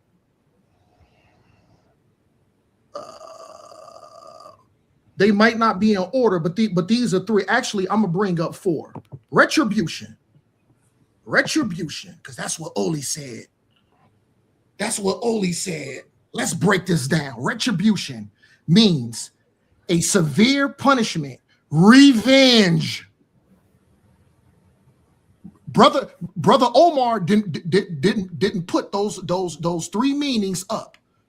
y'all remember what Oli showed? He had those. He said, now in order for things to happen, these three things got to be carried out. Let's break this down. Like I said, I'm finna put an end to all this garbage, man. Retribution. Brother Omar didn't say it. Oli said it. Now let's break this word down. Retribution. What that means? A severe punishment. No. Retribution. Oh, you know what? Let's just be friends. Let's just be friends with the white. Let's just be friends with them. No, this say a severe punishment. No, according to Oli and according to Humble, we should just be friends. We should shake hands. We should just hug one another, and we should just forget about slavery. Hell no, a severe punishment, revenge, or payback given to someone because they did something wrong. What did they do? What did they do wrong? Packed us on goddamn slave ships, brought us over here, ripped us from our kids, sold us, unalived us, raped us, all kind of atrocities. But hold on, we should just shake hands and forget about it. Hell no. Let's push this information forward. Yeah, let's break all this garbage down, man. I told you, I'm coming to slay. And guess what? Guess what? Guess what? Hold on. When I put this together when I got off work, while y'all brothers was talking, like I kept saying, I said I need 15 minutes. I put this together in about 25 minutes. Yeah. I don't need 5 days to look up something that I know that's up in my heart. I don't need 5 days. I don't need 3 days either, nigga. I put this together in 25 minutes today when I got home from work, when I got out the shower. Let's cook. Let's cook, man. Let's bring up Oli's other talking point. We covered that one. Let's cover reparations and restitution. Let's cover Oli's other point. Show that screen. Show that screen. Let's break this down. Let's break this down right quick. Show that screen. Restitution. Restitution. Got you. These ain't my 3 points. This is what Oli pulled up. Let's break this down. Restitution. Restitution means giving back something that was lost or taken, or paying money to fix a loss/damage or injury. Hold on.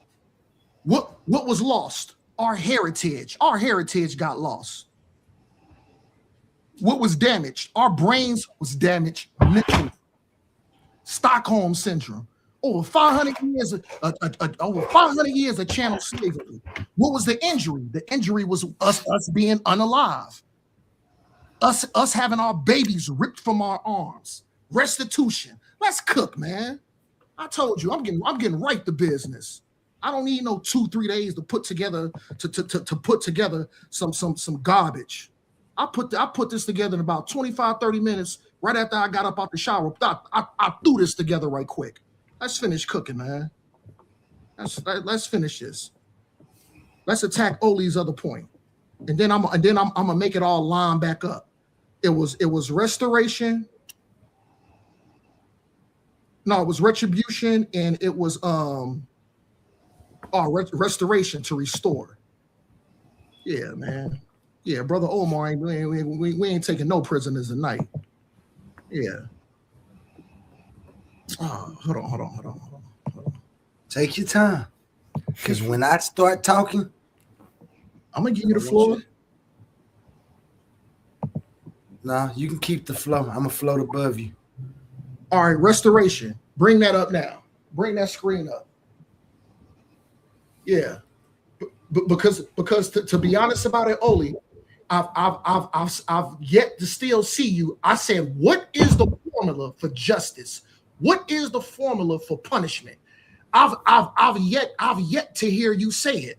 But let's finish. Because I remember it's 1 to 10. This is 2 to 10. Maybe you would have had it at 9 to 10. But you know what? Everything is going to be okay. Slow down. Let's push this information forward. Restoration. Bully time. Restoration is the act of bringing something back to its original or former state, such as what? Repairing an old building, returning health to a person, or bring back a rule or law. What? What? What? Let's take this down, man. I'm tired of playing games. I'm tired of playing games. Let's cook. So I know y'all probably. I know in y'all minds, y'all like, yo, what the f is O doing? Why is O bringing this up? This is why I'm bringing this up. This is why I'm bringing this up. I asked Oli a specific question. I said, what is the formula for punishment? What is the formula? What is the formula for retribution? What is the formula to hold these people accountable? Now, the reason I brought it up, because these are the three key points that Oli said would lead into a formula slash a solution. To make it quite frank, a solution for our people. So this is the question I pose. Have we ever been given a formal apology? No. Have we been restored? No. Have we been given restitution? No. Have we been given reparations? No. They were supposed to give it to us with 40 acres and a mule, and they reneged on that. Every treaty dating back to the Native Americans of this land, every treaty that they made, I think it was 200 or 290 or 300 and something, the goddamn white man broke every treaty. He can't keep his promise. He can't do it. He can't. So the thing is, I try to look at it from Oli's lens, but the thing is, I'm having a hard time. And this is why they need to be judged as a nation, not on an individual basis. So I think I proved my point. Like I said, I threw this together right quick. Hold on, what did I do? Because I'm biblical. I use scripture. Hold on, I use scripture. I used some of Oli's talking points, and I lined them up. Hold on, lined them up and blah blah blah blah blah blah. Omar the bully coming in. Hey man, let me tell you, man, we didn't come in, getting off work late. Man, my goddamn feet was killing me, man. My back hurting, man. I said, man, let me throw together something right quick, man. We don't need 2 days. Hold on, what does it say? Restoring. Uh-oh. He fell. Restoring what was taken. Already broke that down. A human plan for racial and individual dignity. Human justice. Section 2. A response to Omar's Stark challenge. Let's eat. I'm gonna mute out, man. It's bully time. Let's get it. All right. So Quantum, can I You get done? it? Hold on. Quantum, I was trying to get out of the ring, and I'm not gonna be long because I know you got some stuff. No. Go ahead. You had your time with Omar. You had your time with Go ahead. Handle Omar. This is because Omar issued me a challenge. Mm-hmm. And he said I didn't go over these things. Let me bring this back over to make sure people understand what complete justice is. Because what Omar failed to tell y'all in his straw man of explanation of what I was putting forward was absolutely unseasoned meat. Don't eat it. He cooked. I'd advise you not to eat. And why? Because what Omar just did was what they would call a whole lot of gish gallop. When I talked about retribution, restitution, and restoration, was not in the capacity that Omar so enthusiastically claimed that I used. He asked me a question. He did. He said, what would divine punishment look like? What would punishment look like? I told him I don't see punishment because I believe that, and at the first of this, I showed it. He seemed to have forgot. I granted each and every one of these premises. No, don't, no, About Oli. Omar, I Real didn't quick. say a word. I Go back to laughed a the three. couple of No, no, times when no, you no, was no, talking, no. I and you know. have the right to Oli, laugh. Oli, But Oli, could you Oli, Oli. please I'm pressed for be time. quiet? I let you Oli, misrepresentate my. can you go I back to let the you three? misrep. Oli, can you just go Omar, back to the three? Can you please go back to the three? Just go back to the three right quick, and then I'm gonna let you cook. Omar, And then no, Omar, go back to the three. Just Omar. please, brother, I don't need your help. brother, brother, I'll go get back back to to the that three. three. No, I'll no, get because back I to gotta that go. Hold three. on. Hey Omar. Hey Omar, Omar. Hey don't Omar. Hey, crash out. hey, listen. I know it's hurting He, already. he You put yourself up come on, there. man. We don't want to overtalk. Bird dropping. He is the host. You We don't just want to have no. I'll enthusiastically wait. said you was I'll wait. handling. Salaki, I'll wait. I'll wait. I ain't gonna let you do it. You enthusiastically jumped up there and ran out of charcoal, and you put that meat up there like it was done, and it wasn't. I let you cook for that long, and you should have used the microwave for that bullshit. You keep trying to take them off of it. Remember, guys, this wasn't something that I started. Me and Omar was having a discussion because A1 and him and GD and Capone had sparred one night. I came in the next morning to spar and started sparring, and he said, what would punishment look like then? If you don't punish the nation, how do you?" And I told him I would do something better. I would tell him what justice would look like. He said, "Tell me what the formula that you would use for divine justice." He said, "I never gave it to him."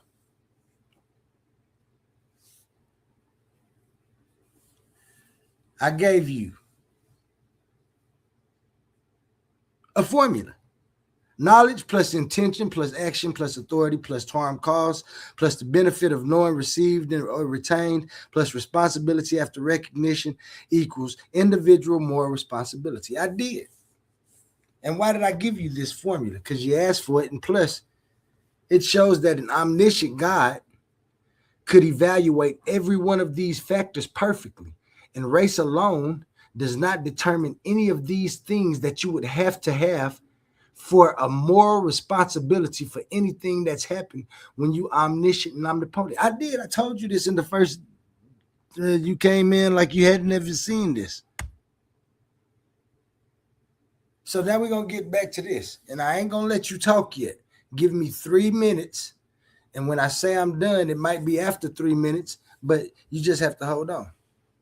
When you unwittingly brought up these words a while ago, you gave straw man definitions and context of how I was using these words. For some reason, you forgot that I had these.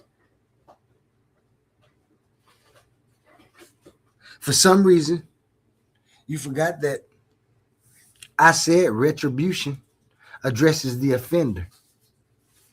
Punishing a thief does not automatically return the stolen property. This is what I said about retribution. This is what I said about restitution. Returning the stolen asset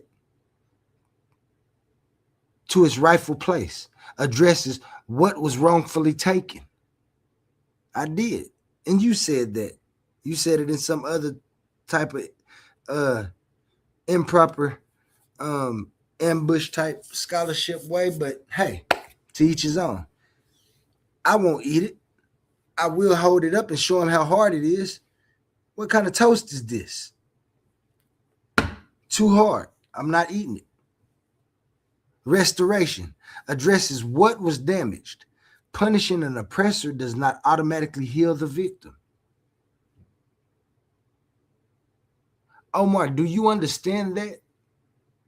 That it don't matter how many people you heal, some people might not get over it still. You talking about this certain thing that was put on us and how it mentally might have harmed some of us.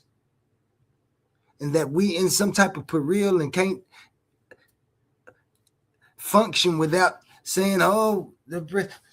Israel turned its back on God. God chose these nations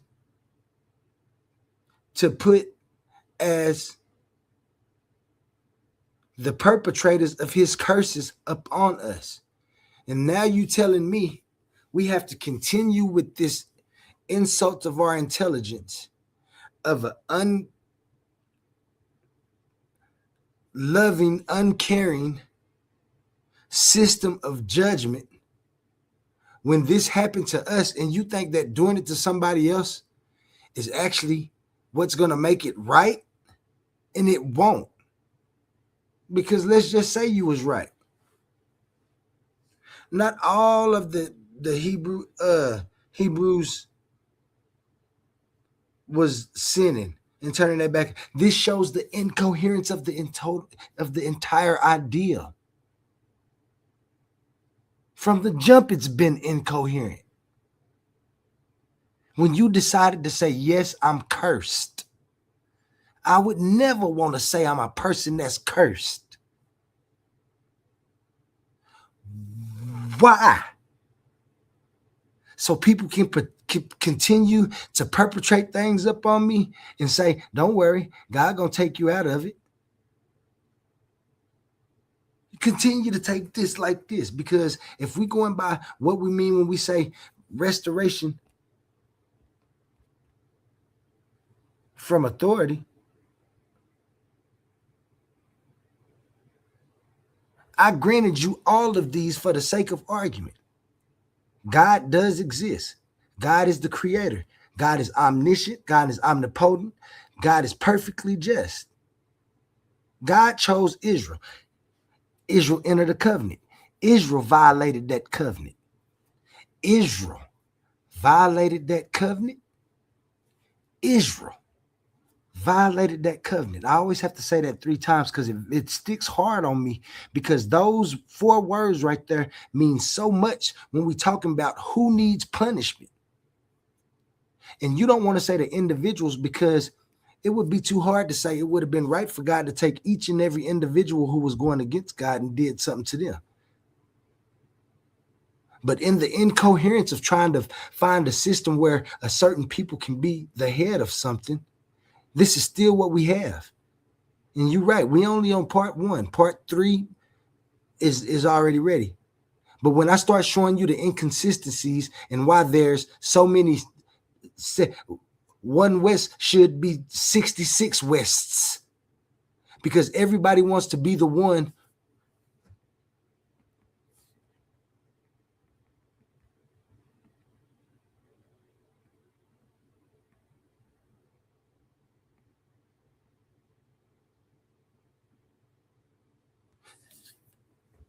everybody wants to be the one who says who's going to get what when they get it. And who's giving anybody this authority? I asked you about a method of how they found out GDN. I asked GDN, and GDN gave me a nice little method of how they found out who might be these people and how they tested them out. But then amongst them people, who gonna be choosing who's doing stuff, who's getting this, who's getting to get retribution for their ancestors? What happened to your ancestors? Besides, was your ancestors really one of the ones who got killed?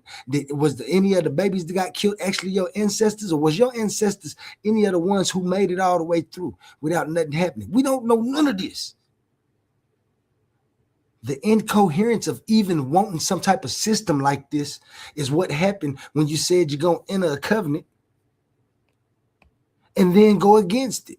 We shouldn't be blaming nobody but our ancestors. They the ones went against God.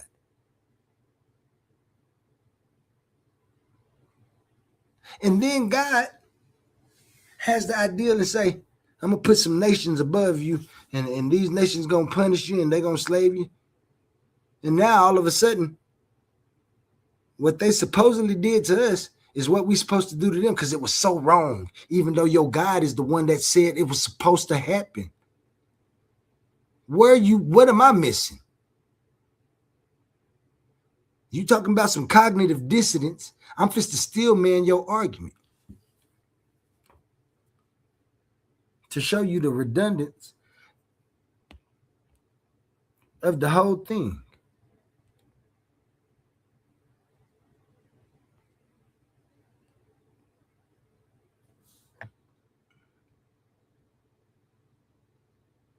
You don't believe that God is all knowing.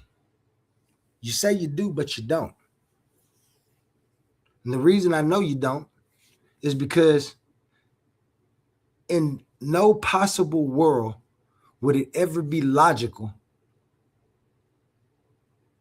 for the thing that happened to you that hurt you to be the thing that is the answer to make you feel good.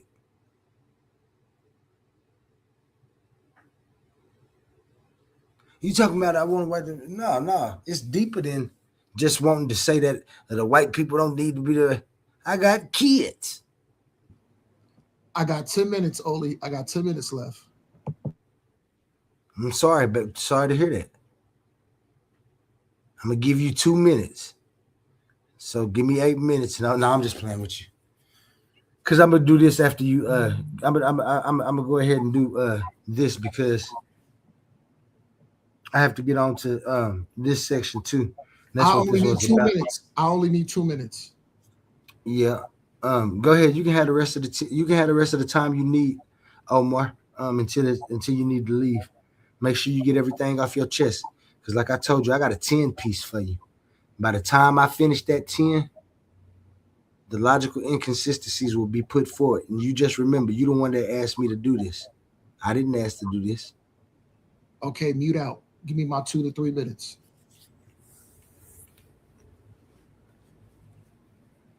You got a 10 piece for me? Well, guess what? Omar the Bully got a 50 shot for you. Let's push this information forward. Let's push this forward. Oli, do me a favor, brother. Go back to that 3. Go back to that 3. Hurry up. No, you got to get your own slides. I'm not working for you. No way, no how. Man, this ain't sweating to the oldies. No, my brother. Listen, I'm not gonna cook your food for you. No, you said that you could cook.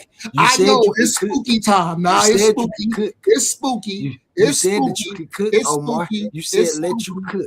I'm gonna let you cook. You didn't bring no food now. Now you want me to go to the store and bring your food. No, I'm just fucking with you, Omar. I know you is. Come on, you. Listen. You already know, man. We going in. You already know, man. I got love for you, man. You my brother. But like I said, it's gloves are off. Gloves are off for this 30 minutes. And you already know 30, how. I thought you said you got 2 minutes. You said you. No. I'm saying from the start. From the start. Oh, okay. From the start. So I got probably maybe 2 to 4 minutes left. I'm gonna try to go as quickly as I can so you can give a response and then I can land my plane. Okay, so it's bully time. Let's address these: retribution, restitution, restoration. So I got a question for everybody that's listening.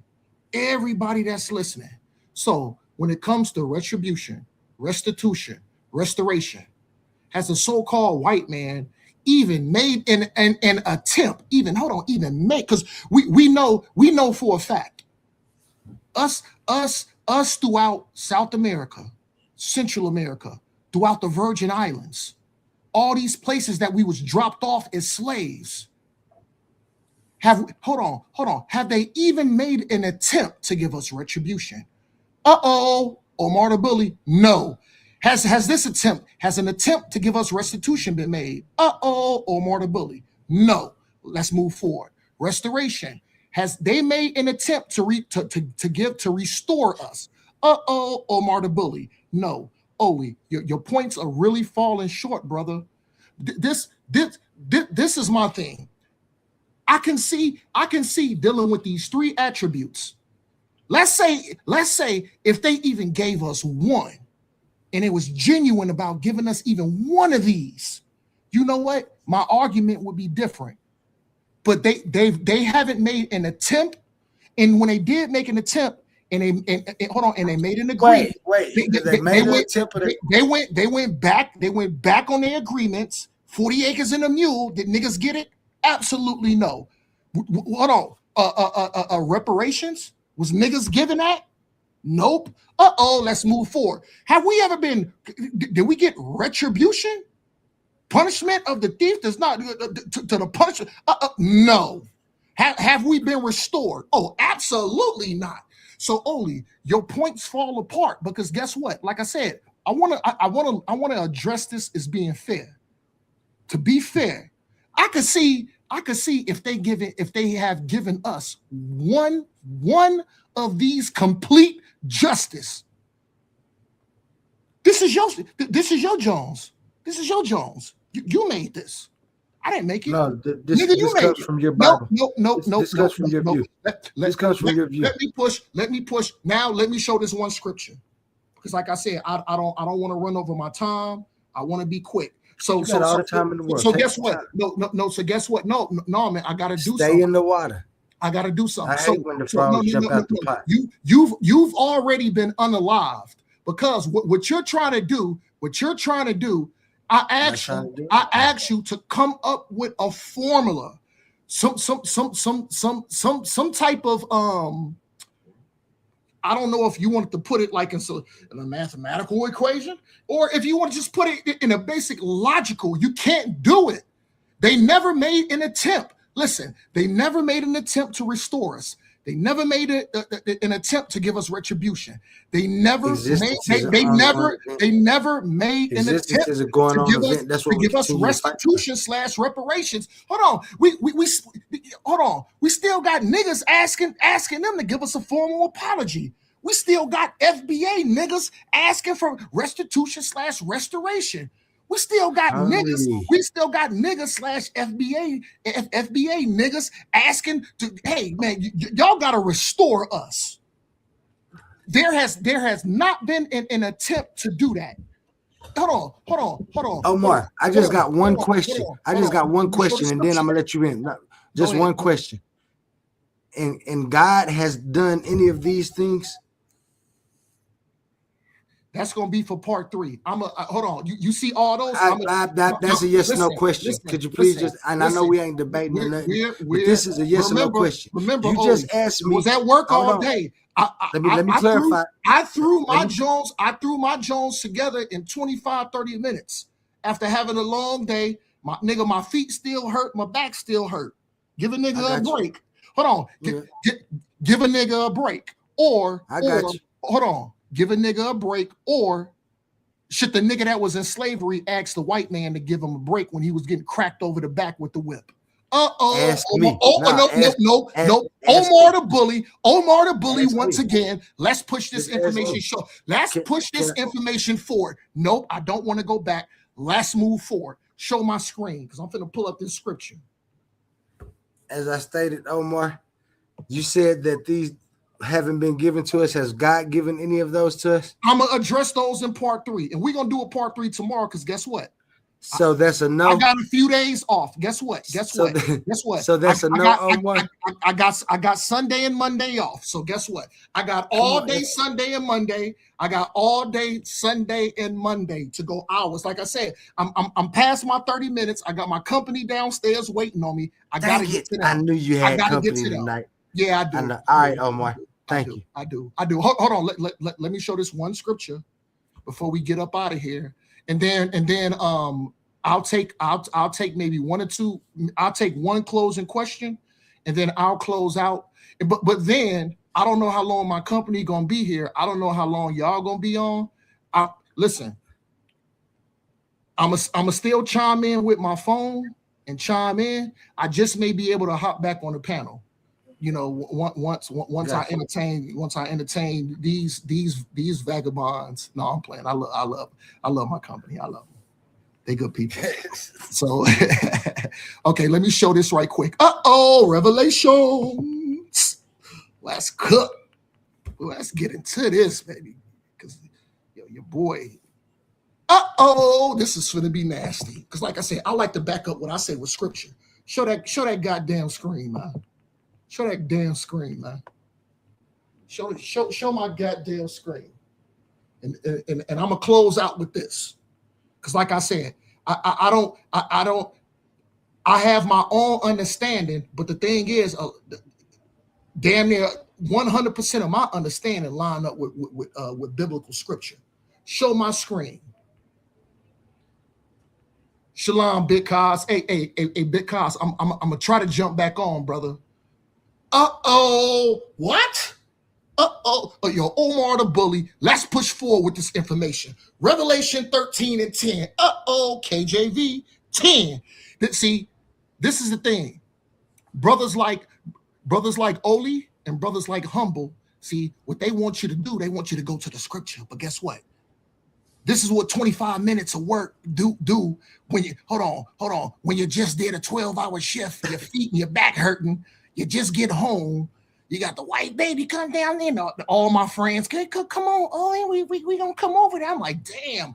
And hold on, and then I get the alert. Hold on, literally, I got the alert damn near literally when I was clocking out. I was just clocking out, and I got the alert.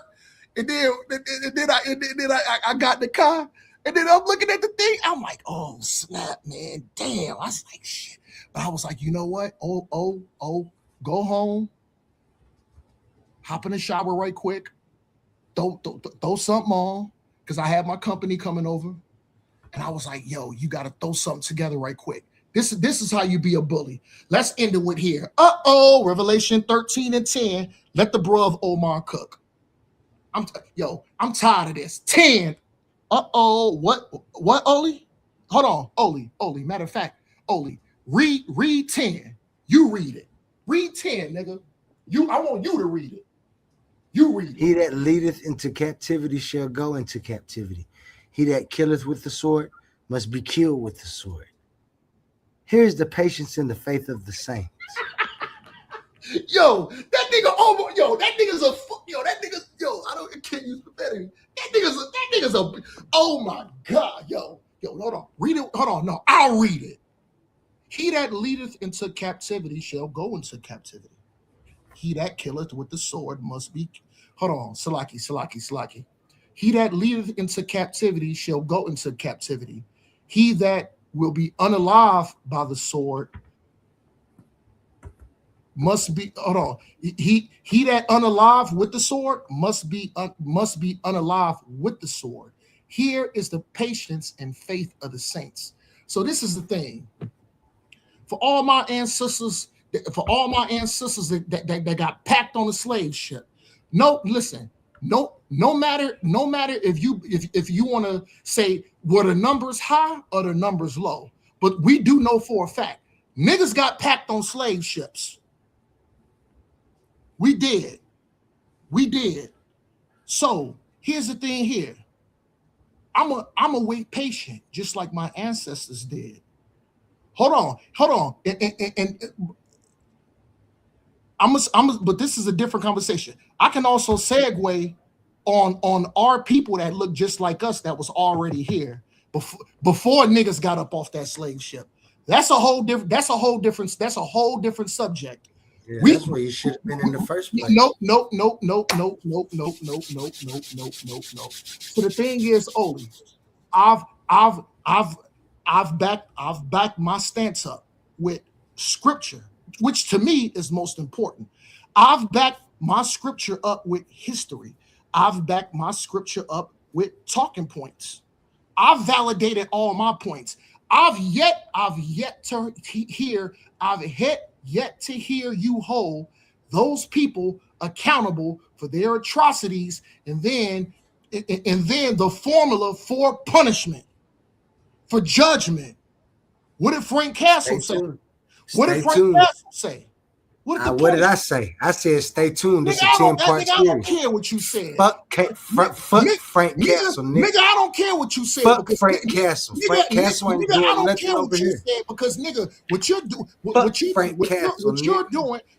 doing What you're doing, I'm gonna show what you you're why doing, yo. no, what you're I'm doing is showing you why you want your to hold, thoughts are the Israelites, incoherent. you want to hold the You Israelites accountable for breaking the law, but you don't want to hold a goddamn white man no, accountable. you don't want to hold the Israelites accountable. No, you don't want to do it, nigga. You don't want to You hold the don't want to do Israelites it. accountable. You don't want to do it because you don't like You don't want to accountability. hold the Israelites You don't accountable. like accountability. And guess what? Why You am hate I trying to no, hold the Israelites you do accountable? not like accountability. You Why am I don't. trying to hold the Brother, Israelites you accountable? don't. You don't like holding people accountable. You don't. Who It's is the first evident. cause It's of our evident. problems? It's evident. Look, man, my If time is I'm a up, Hebrew Oli. Listen, Israelite, who listen, is the Oli, first cause of my Oli, problem? Oli. My time is up. My time is up. They down there. They down there. They watching the TV. They seeing me kick ass all over the place. So it's all good. Man, But they embarrassed with know, you. They putting that I know this one thing. You don't like accountability. okay. This is what accountability is to you. Accountability to you, accountability to you is to give somebody a handshake or to give them a hug and then just say I'm sorry and then just and then you go your way, I go my way. That's a Hell straw no. man. Hell That's a no. straw man. Hell no. That's a straw Hell man. no. Nigga, That's there's a straw man. repercussions. There's That's a straw repercussions, man. especially when you deal with blood, nigga. Blood. That's a Hold straw on, man. hold on. I'm gonna show one more scripture for you. Let me show one more. You When I'm said you done. was done now, Omar. No, I want to show one more scripture and I'm done. You trying to No, take off nigga. my time. You No, showing nigga. scriptures and No, stuff that nigga. I don't want to even show mean one more nothing. scripture. I want to show one more scripture, man. You showing stuff that don't mean nothing. Am I gonna ever No, get to go? nigga, I'm showing everything that means something. We I'm got a showing 10-part everything that series. means. You Oh, said you had a hey, 50 I know piece. it Let me hurts. go ahead and get these slides out the way, man. Let me go ahead Hold and on. show y'all where I Omar's got one folly more. is. I got. So this is how it Hold on, starts, bro. guys. Hold on, bro. I got one more. Let me show one No, more. Omar, because you keep on trying. I keep Oh on man, trying I to got talk. You one said you was more. gonna leave. Brother. I got one more. Hey, Omar, hold on, Omar. He is the Man, host of the hold on, show, man. Brody. Yo, Hold I'm on trying one to give second, y'all the bro. chance. Man, come on, man. Y'all gotta at least let me show one more scripture, and I'm gonna leave it. Or you know what? I'm gonna save this scripture because I'm gonna kick y'all ass with this scripture on the wall.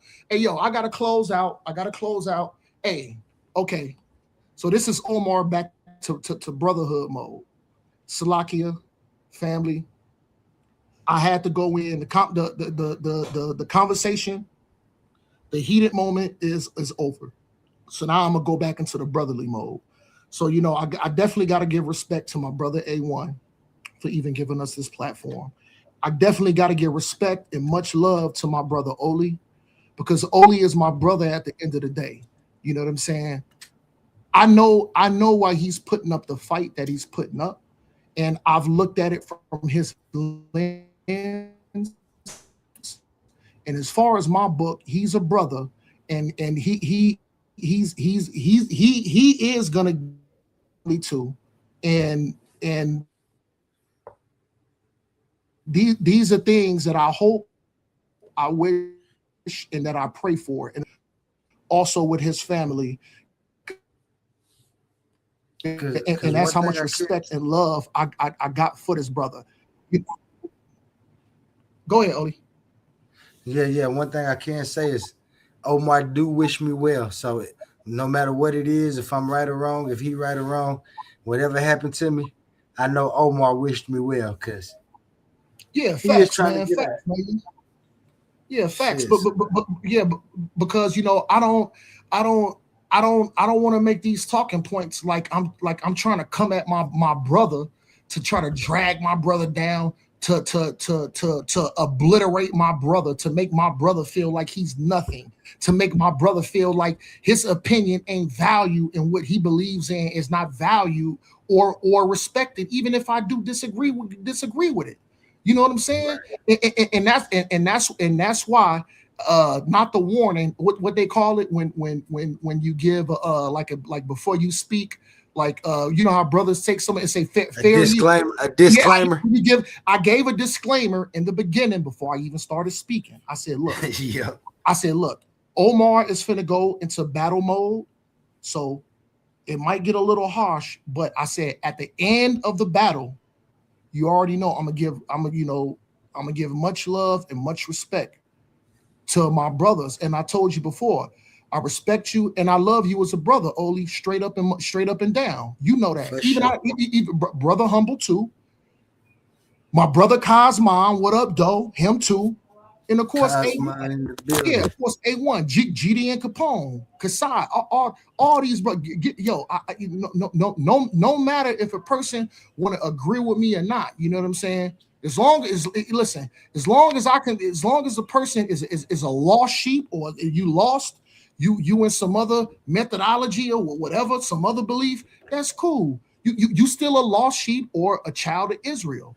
And I gotta love my brothers, you know what I'm saying? So I did give that disclaimer, but before we went in, the battle's over, so it ain't nothing but respect and love after that. I gotta dip out. Hey, I'm gonna be listening in on my phone. I gotta go entertain my company. I'm gonna see if I can get a little moment to maybe hop back in for maybe another 10 or 15 minutes, but I'm gonna be listening though. And remember, We got you. and Thanks a remember, lot. Khan Adawan Khan, and remember, the boogeyman is always listening. Yeah. Cosmo. I'm gonna mute out though. I'm gonna stay on the panel, but I'm just gonna mute out. All right, bet. Man, what's the word, Jelly Birds, man? What y'all got going on? Oh man, trying to get this handled with Omar. Omar issued me a challenge about a week ago, and we just getting it handled. I came up with a 10-part system, and he's already falling apart and straw man in my, he doing real good at feeling that he's selling his points, but if you only selling them to yourself, then how can you lose? So shout out to Omar. I will continue to pummel this with just senseful and reasonable thinking. It isn't hard in my view. But what you been up to, Cosmo, man? Oh man, gritting and grinding. You already know. Wheels to the pavement, my baby. Shit. Straight up. Nothing changing. You think what I'm talking about? Holding on like a hubcap in the fast line. I'm still spinning though. Word GDN in here. That's right, man. Sure. You know what it is, what I've been doing, what we've been doing, just trying to find a way to get some information out. See if anybody can find something to grab hold to and make a reasonable decision every now and then. Omar was really big on saying that accountability wasn't in my forte, and I know why he was doing that. He was trying to get under my skin. I'm not going to let you do it because he does know that the end result of my entire view calls for accountability in a way that's unprecedented, in a way that hasn't been seen in modern philosophy. I'm going to start talking like Donald Trump. All right, maybe I'm not following. When you say accountability, what like accountability, like to who or accountability, taking accountability, accountability for self and the choices that we make without saying that some type of evil hopped in you and made you do something, or it's something good happened and you didn't have anything to do with it when you know you did. It's just accountability for that, which for me would bring forth accountability for everybody making their choices and just making the right choice to not do things that aren't in a persistent manner, especially when we know that it could harm or is harming. And so for me, it extends from self to family to community to beyond. You know how the community go to civilization or culture, civilization. But we all got to play a part, and that part is basically being accountable for the choices we make. Do the God take accountability? Who's God? The God. Right? Y'all talking about in a religious sense, right? Oh, and his no, that guy right there ain't taking accountability. That's what we're talking about. We're talking about Yeah, I was trying to see like how is it that the man got to take responsibility, but the God don't, or accountability, right, right, and that for his that was the actions, point I was. deeds, character, nature. If that got to happen to the man, don't the God got to also function within his own laws? Well, that's what I was trying to push for him to answer. That's what he didn't want to answer. That's where he got to getting back on me. Cause I mean, and I before I even get to God, you know what I'm saying? Cause God gave the ancestors, I'm gonna say our Hebrew ancestors, he gave them a covenant. And so they knew what they were supposed to do and not do. So I can't even blame God in this sense. I can blame them because they knew they wasn't supposed to do it and yet still did do it. So it seemed like the accountability has been taken again out of the Yeah, hands of what they man. do? I I guess Because was I worshiping. was hearing some people saying they did something that God punished them and Yeah, that was they worshiping weren't other talking about and gods. all that shit. I was just trying to figure out what they did. Yeah, worshiping other gods and I guess that's There are other basically it, guys. worshiping other gods. It was That's supposed to be crazy. There's other gods. It's crazy that it's saying that because the Bible said there is no other gods besides me. When I created the heavens and earth, there wasn't nobody there. That's what the Bible say. that's what he say. So what other gods? I'm confused. Man, and you will be, Cosma. You we continue to be confused by this type of reasoning. I do. I know I do. I can't act like I don't. It's simply for the fact that I want to be accountable, that I'll never let somebody tell me that I didn't do something or that I ain't the direct cause for the things that's happening. And I can agree that sometimes you aren't the direct cause, but I'm talking about for me. I would know when I'm the direct cause and when I'm not, and Mhm. when to take accountability for things, whether good or bad, because that observation and that experience is my own. So I ain't got to lie about none of that. You know what you're doing. You know what choices you. Me myself, I got to always say that in my observations, in my research, I've always come to the conclusion that I make every choice that I have ever made. Mhm. I can't find no devil. And me not being able to find the devil um, Well, made me have to ask the questions about who is supposed to be created the devil, and that became incoherent. And so, you know where well, I ended up. well, if it is about the choices that you make in reality, and well, we would sense that the God and the Satan you would be looking for would be in yourself. Correct. That's where we. That's where So, that. so could this satanic or godlike uh be narrowed down to positive or negative decisions that put you in ascension or declension? Cosma with some intelligible reasoning. Hell yeah. Mm-hmm. All right, I be listen, man. Y'all gonna catch on one time. I don't know how long I've been saying this. Yeah, to catch Since on though. 1886, man. Hey, shit. 1881. It's been I mean cracked. 81. 1881. It's been cracking, but Straight up. it'll catch on. Shout out to Creator Gang, man. Man, salute the gang, man. Y'all know what it is, man. Y'all stay low key firing, man. Jib, thanks for stopping by. I don't know if you and Humble might have wanted to touch on y'all debate or anything. Anybody got a no, What it's debate? always is Humble still here? Oh, Humble down Yeah, there. I yeah, I'm thought here. he, I'm here. You know, I'm right here. yeah, I just chilling, eat my seeds. yeah. It was looking bad for my brother Humble, man. I just Man, seen hey, that he listen, you better he stay wanted to tuned to say mama. He was bringing up my name a lot. You dig what I'm talking Yeah. about? So I just looked at his information. He was talking about naturalism. He stand on naturalism.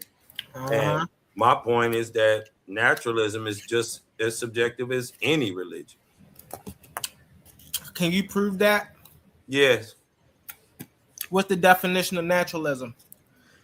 Okay. Now, which question do you want me to ask first? Number one, I want you to tell me the definition of naturalism, and then All number right, let's two, look it up. and then number So we two, I ain't want gotta. you to tell me if naturalism is objective or subjective. It's a subjective point of view. Yeah. It's applied to science. Yeah. You don't have to do it. Yeah, it's a choice. It's subjective. Watch this. You Let's want look to up look the it up, or you want definition of me to look it up? naturalism. Let's look up the definition of naturalism. A philosophical belief. A belief. What you say? A philosophical belief that everything arises from natural properties and causes, and supernatural or spiritual explanations are excluded or discounted. It's a belief. It's subjective. He just said supernatural was a belief. He just said naturalism was a belief, right? Is naturalism a subjective belief? No. Naturalism is generally considered an objective framework or philosophical worldview rather than a subjective belief. Didn't Cosmon just say it was a subjective belief? Though its underlying assumptions depend on empirical. What do the assumptions depend on? Empirical observations and human reasoning. It's an assumption. That's called a theory. To understand why it helps to look at naturalism, causes, and how it differs from subjective viewpoints. What is naturalism? In philosophy, naturalism is the idea that only natural laws and forces, as opposed to supernatural, spiritual ones, operate in the universe. Objective focus. Naturalism looks at outward and the physical world, nature, and the cosmos. It holds that reality is knowable through empirical science. What do naturalism say?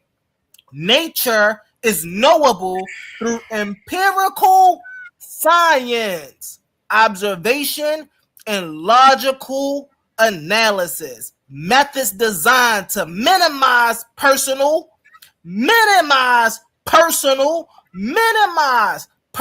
biases and subjective interpretations. Are beliefs subjective? Yes. Once again, naturalism is the philosophical belief that everything arises from nature, right? Naturalism is the belief that nothing exists beyond the natural world. That's what it is. It's subjective. It's all in your mind. It's just a lens that limits your point of view to what you can see scientifically. So the issue that you're having, right here, is the word belief, right? Let's get to it. Hold on. Yeah, beliefs are subjective. Watch this.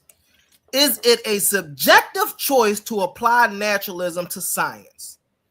Applying naturalism to science, specifically methodological naturalism, is generally viewed not as a purely arbitrary subjective choice, but as a pragmatic operational necessity.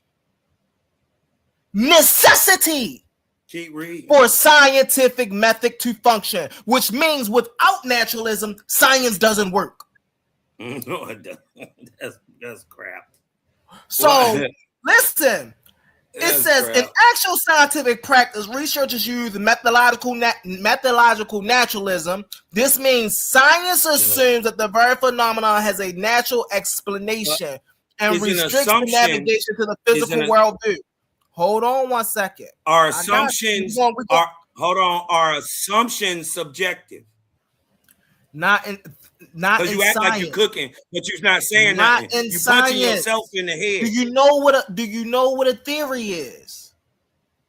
Yeah, I know what a theory is. Okay.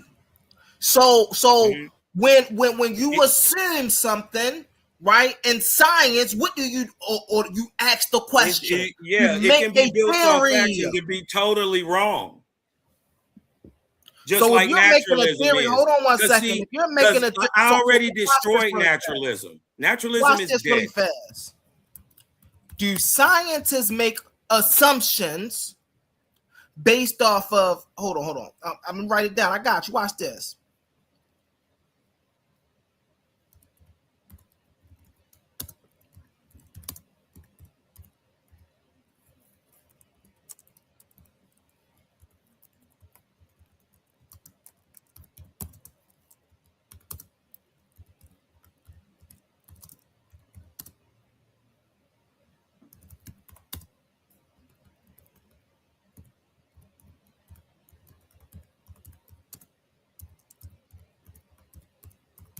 This the issue that he having right here. Do scientists make assumptions based off belief or accumulated knowledge? Man. Let's get into it. Watch this. Scientists make assumptions, but those assumptions are almost entirely based on accumulated knowledge and empirical success rather than metaphysical belief. So when we're making assumption, so when a naturalist makes an assumption, he's not basing it on something that he believes. He's basing it on the accumulated knowledge about the subject that he already has. What does objective Which is mean? different than what you're saying. What You're does objective mean? Subjective means something. I said objective. Objective is something that is true or exists that is non-dependent upon a feeling, a thought, or a perspective.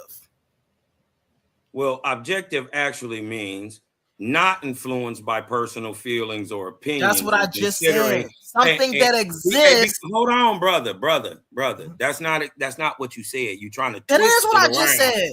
No, not influenced by personal feelings or opinions in considering and representing facts. Subjective means it's based on or influenced by personal feelings, taste, and opinions. So you be using the words wrong.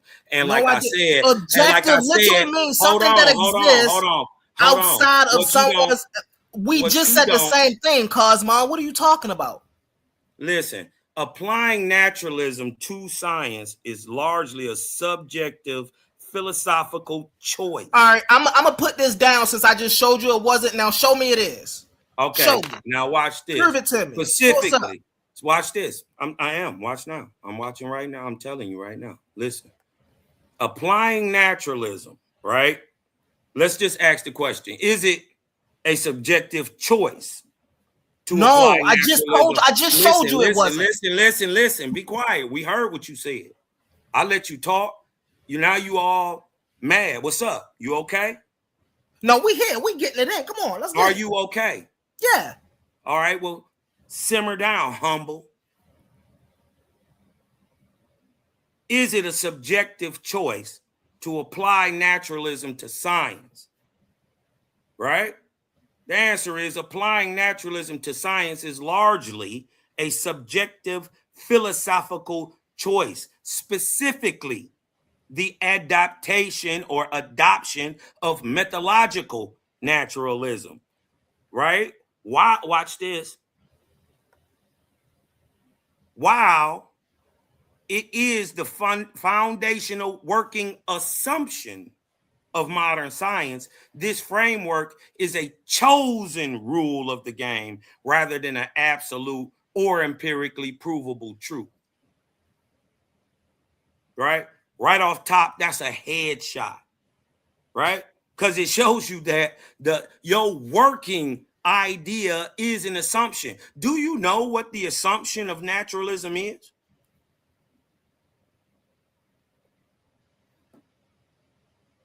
sir. Oh, I'm here with it. I'm here with it. I'm here with it. Just let me know. What is the working assumption? Why do they believe naturalism works? They don't believe naturalism works. I just broke down to you how that. What? Are you not paying attention? I just broke down to you. They don't believe naturalism works. The assumption, you asked me the question the first time. What assumption is naturalism built on? Your Gish Galaxy. The assumption that naturalism is built on is the known knowledge of thermodynamics, the laws of thermodynamics. So the laws of thermodynamics. Yes. But the actual working assumption of naturalism is a closed loop system, right? And that's exactly what thermodynamics said. In that closed loop system, guess what? Guess what can't happen, right? In a closed system in classical mechanics would be considered an isolated system in thermodynamics. It doesn't work in nature.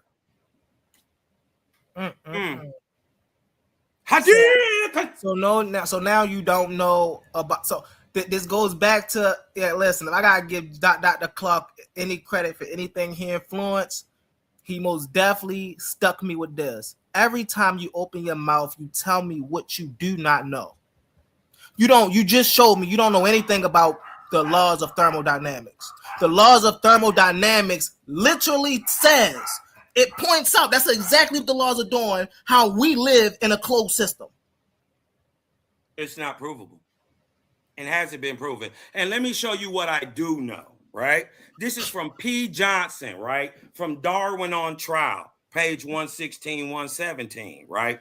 Naturalism assumes the entire realm of nature to be a closed system of material causes and effects, which cannot be influenced by anything from quote unquote outside. But scientific naturalism makes the same point by starting with the assumption that science, which studies only the natural observable or what's observable, is our only reliable path to knowledge. That's per Darwin on Trial. That's from P. Johnson. Right? Showing you that what the brother is talking about can't even stand on its own grounds. Watch this. Because in a non-relativistic system, right, or classic mechanics, a closed system is a physical system that doesn't exchange any matter with its surroundings and isn't subject to any force whose source is external to the system or on the outside.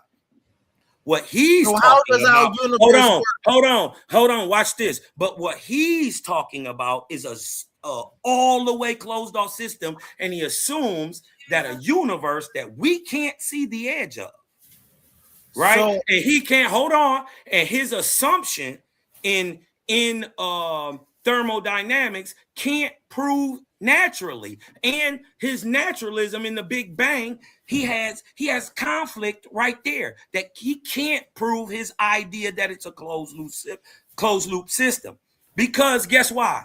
In a closed loop system in classical mechanics would be considered an isolated system. So for instance, he wants us to believe that our Earth, which is an open system, is in a solar system, which is an open system, which is also sits in a galaxy that is an open system, is somehow in a closed system of the universe. Joe, this man, every time he open his mouth, he tell me what he do not know. First off, right, if you look up just the first law of thermodynamics, what does the first law say, right? Energy cannot be created nor destroyed, but transmuted from state to state. The easiest law of thermodynamics. Why is this the case? Because all energy that ever was, ever will be, is contained in this universe. Showing, right, that we don't get any influence of this universe from outside of this universe. Any. That's an assumption. Unless you can't prove it. Know prove about it. some outside. Prove it.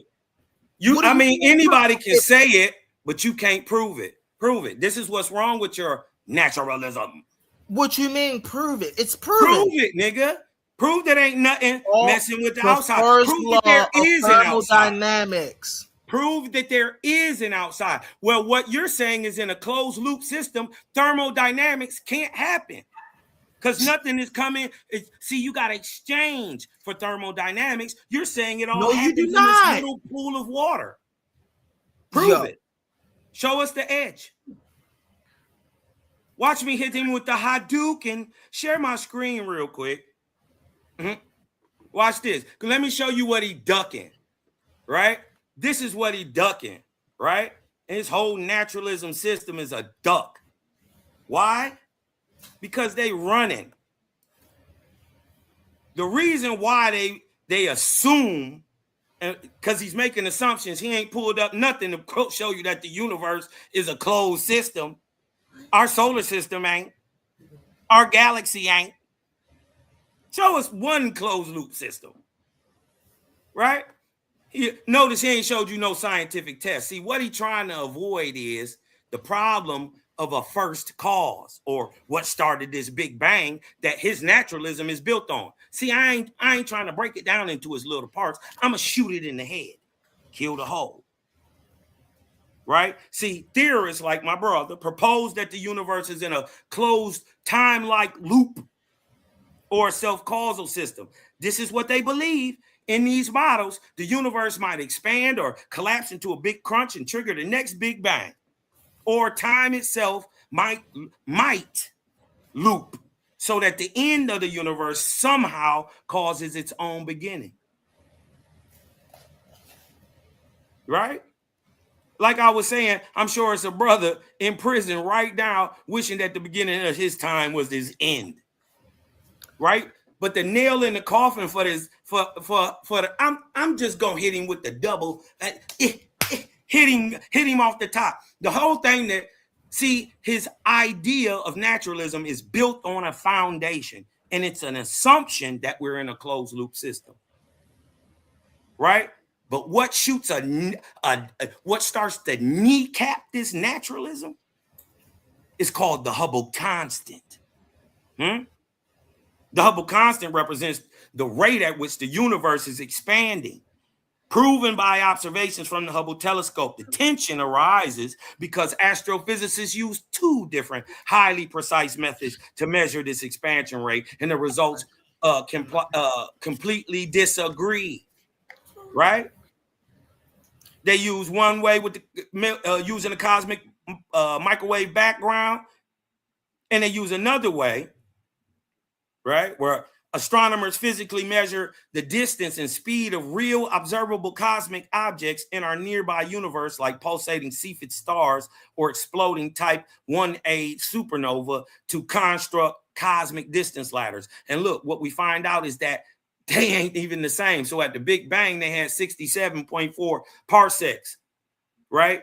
But his naturalism can't tell you that while we observing it right now today, it's actually moving in at 73. So it's speeding up, right? How?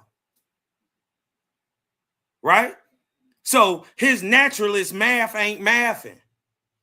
Naturalism can't even prove its own foundational assumption of a closed loop system. So now we got to ask, does naturalism, and you can answer, brother, does naturalism in any of its various isms or theoretical iterations offer an explanation as to why its own predictions are completely wrong?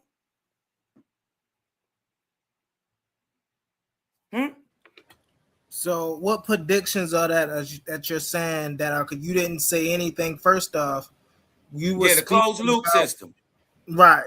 So yeah, again, he debunked that because in the early universe, whether you believed it or not, you didn't want to see this.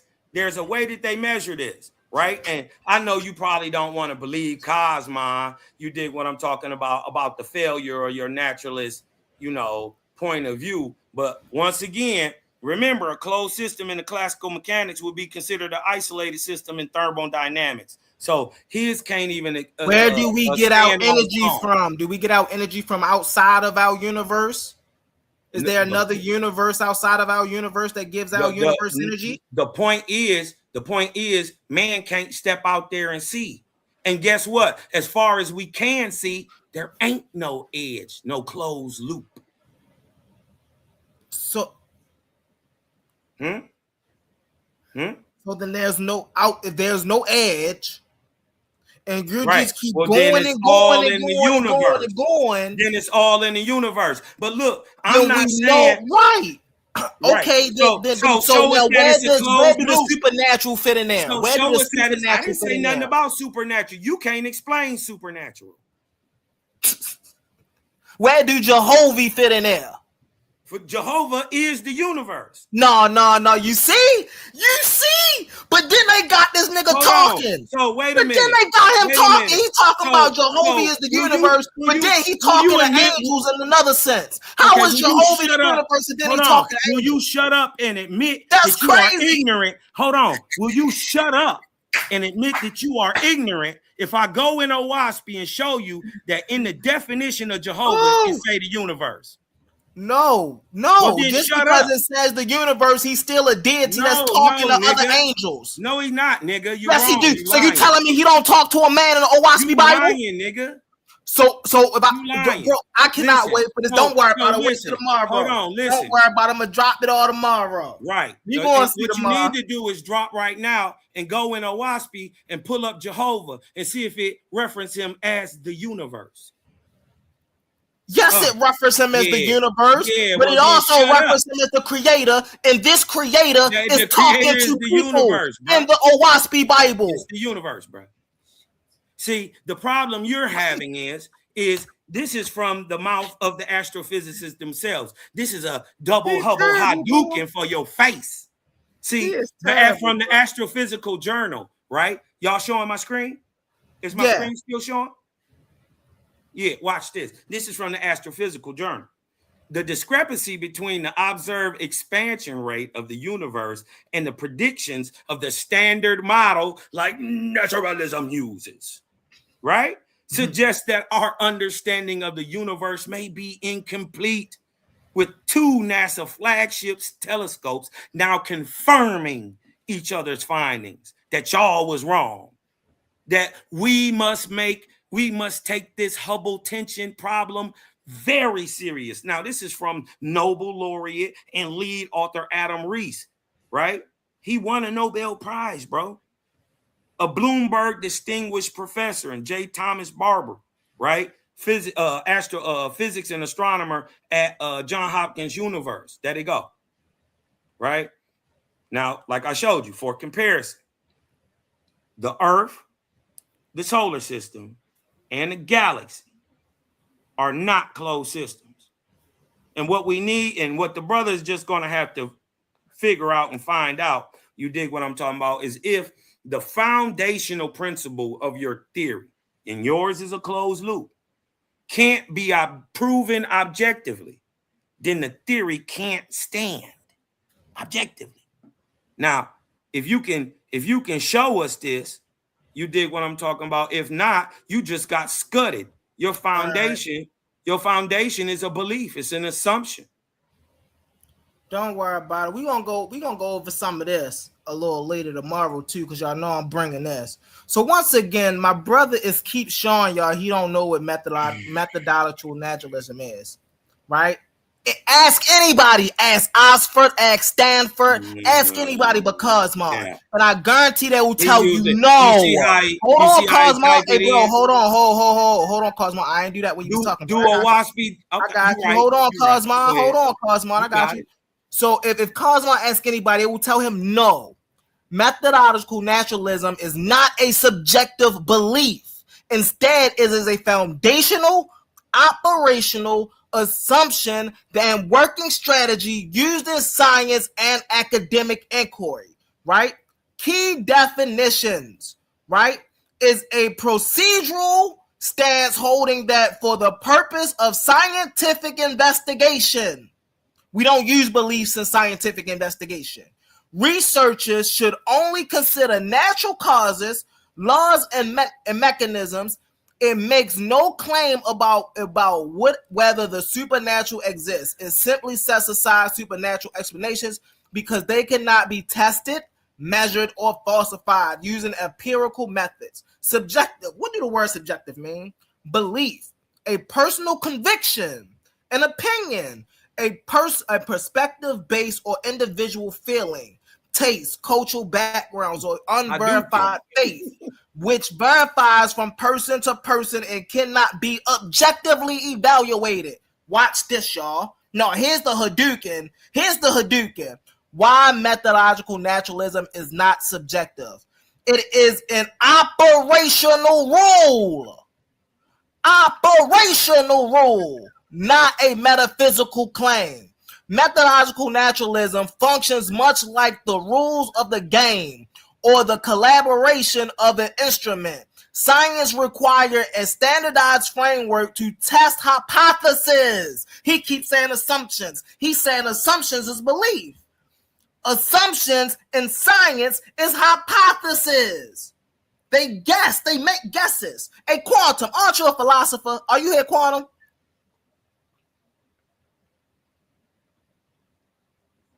Brother Quantum? He don't need no help. Go ahead. Finish your point. No, hold on 1 second. I got you. Are you here, Quantum? I'm in and out. Which aren't you a philosopher, bro? I have a philosophical view on the world. Yeah. When you make assumptions, aren't they based off of knowledge you have already gathered, or do they come off of beliefs? I use recognition as my epistemology. Yeah, knowledge, what you call it. Yeah. Thank you. And so this is how we do it scientifically. Ain't no belief in this. We ain't going out here and just making beliefs. No, we are gathering data and saying, based off the data, this is what should happen. This is how every time Cosmo open his mouth, he's telling me what he have not read, what he do not know. This brother don't know how hypotheses work. He don't know how assumptions in science work. He don't know how naturalism is used in science. He don't know we can't even have science without naturalism. Why? Because the first foundationals of science came from naturalists. Cap. He don't even know. Like, how can we even have this conversation and he don't know what it is? But let's keep going, your family. Let's keep going. So Cosmo brought up earlier, right? A couple of his little presentational slides, right? Now and again, family, and this is the video from his presentational slides, right? Let's talk about some of these fallacies that he pointed out, right? So you not going. Okay, so you trying to change, you trying to tap dance away from the whole point of you proving the assumption that there is a closed loop system. Oh, no, you want me to prove? Get over here, boy. Hold on. Get back over here. Stop buck dancing. Prove that the universe is a closed loop system. I got you. Get back over here. I got you. This is simple. I just had to let them know that all that you was just spewing was a bunch of flim flam, bro. Watch this. Your theory can't stand because it can't even be proven. How we arguing about a theory you can't prove? You see, you trying to buck dance away from that, right? He can't buck dance away from this. You making a dogmatic assumption. Okay, let's figure it out.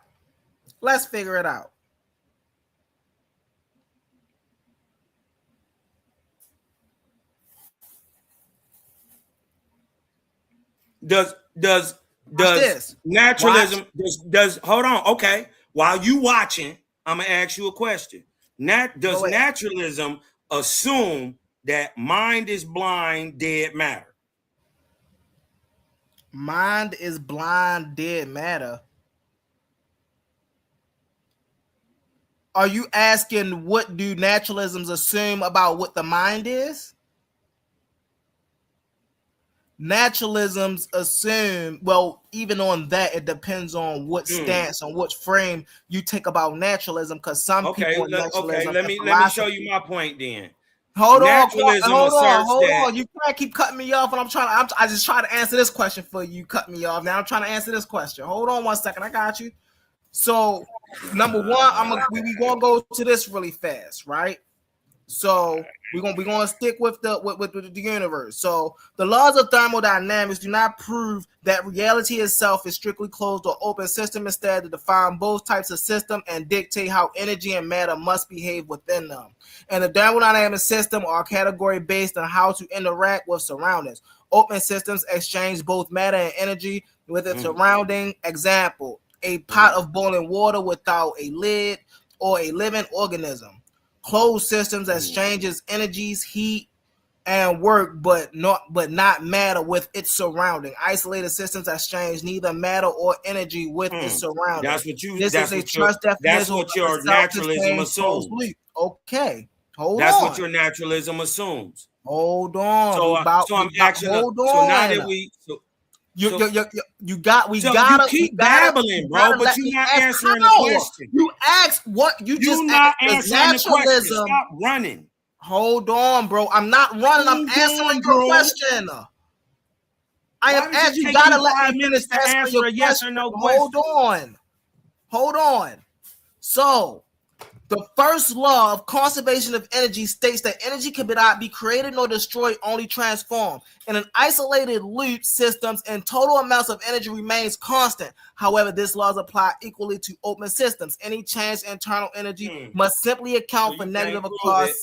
Hold on, systems and boundaries. The second law is entropy. State that a total.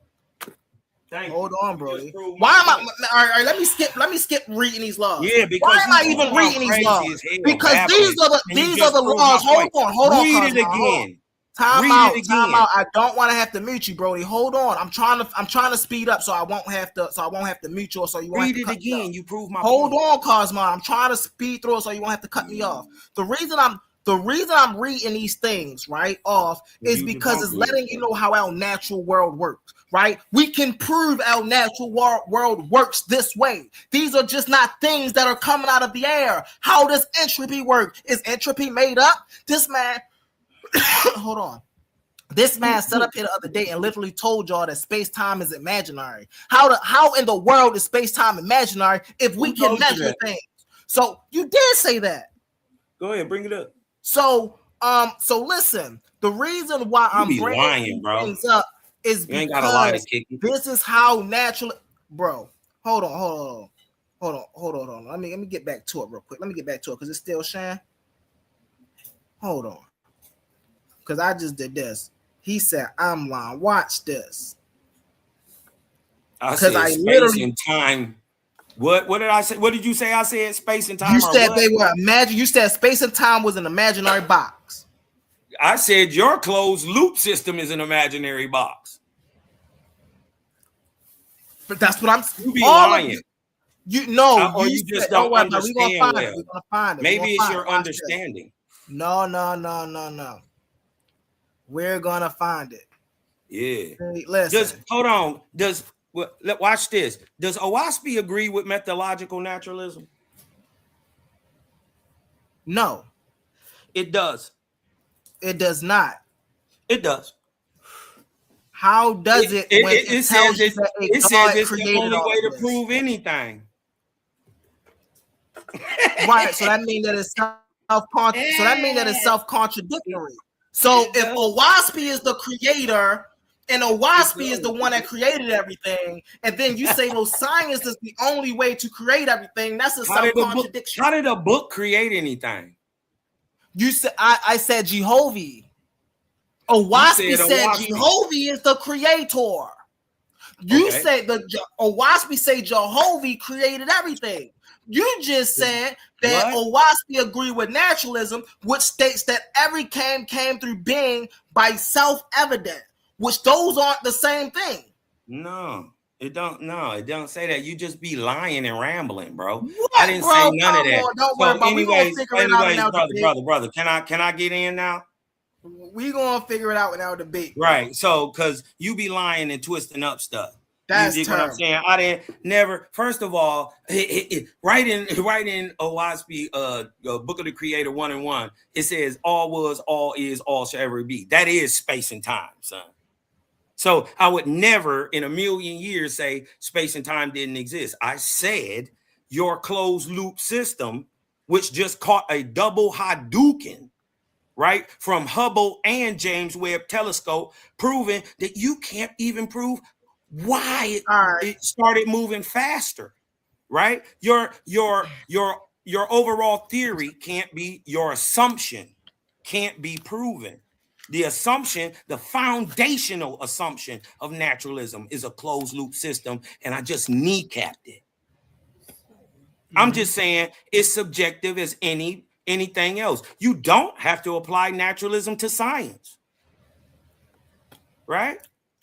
You don't have to do that. And just like I said, it makes other dogmatic assumptions, like the mind is blind and dead matter. Naturalism, hold on, share my screen, right? Oh no, man, you ain't even letting me finish sharing my screen. You want me to share your screen, bro? You is terrible, Cosmo. You a buster, bro. You a buster for that one. Okay, go ahead, bro. You is terrible, Cosmo. I'm gonna share your screen, bro. I got you. You is terrible, Cosmo. I'll let you get it in. I'll let you get it in. I ain't even really go crazy on you or nothing. I'll let you get it in. But look, like I said, they just assume. And naturalism asserts that dead, unconscious elements like hydrogen, carbon, and sulfur clump together by accident until they formed a biological brain, which then spat out consciousness as a byproduct. To remain a naturalist, you must assume that a thought is nothing more than physical blood flow and electrical synapses, right? Now, but this is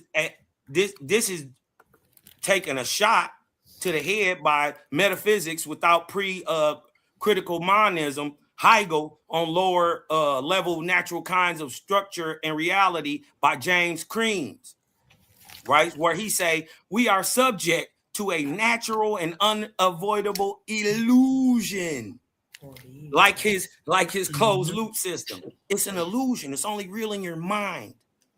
We can do a scientific test, right? Notice he's talking very scientifically. He ain't show you one test, right? You need to go back and look at Jehovah Chronicles number 318. Do some study. You've been debunked, sir. You can't even debate naturalism. Cosmo crushed your shit. I came through and crushed the buildings. You are subject to you gotta know what naturalism is first. Illusion, which itself rests upon. Listen, you rest upon a subjective principle and you pass them off as objective. They call this the God in the gap, right? They call this the God. Naturalism suffers from an incurable flaw, known in philosophy as the hard problem of consciousness.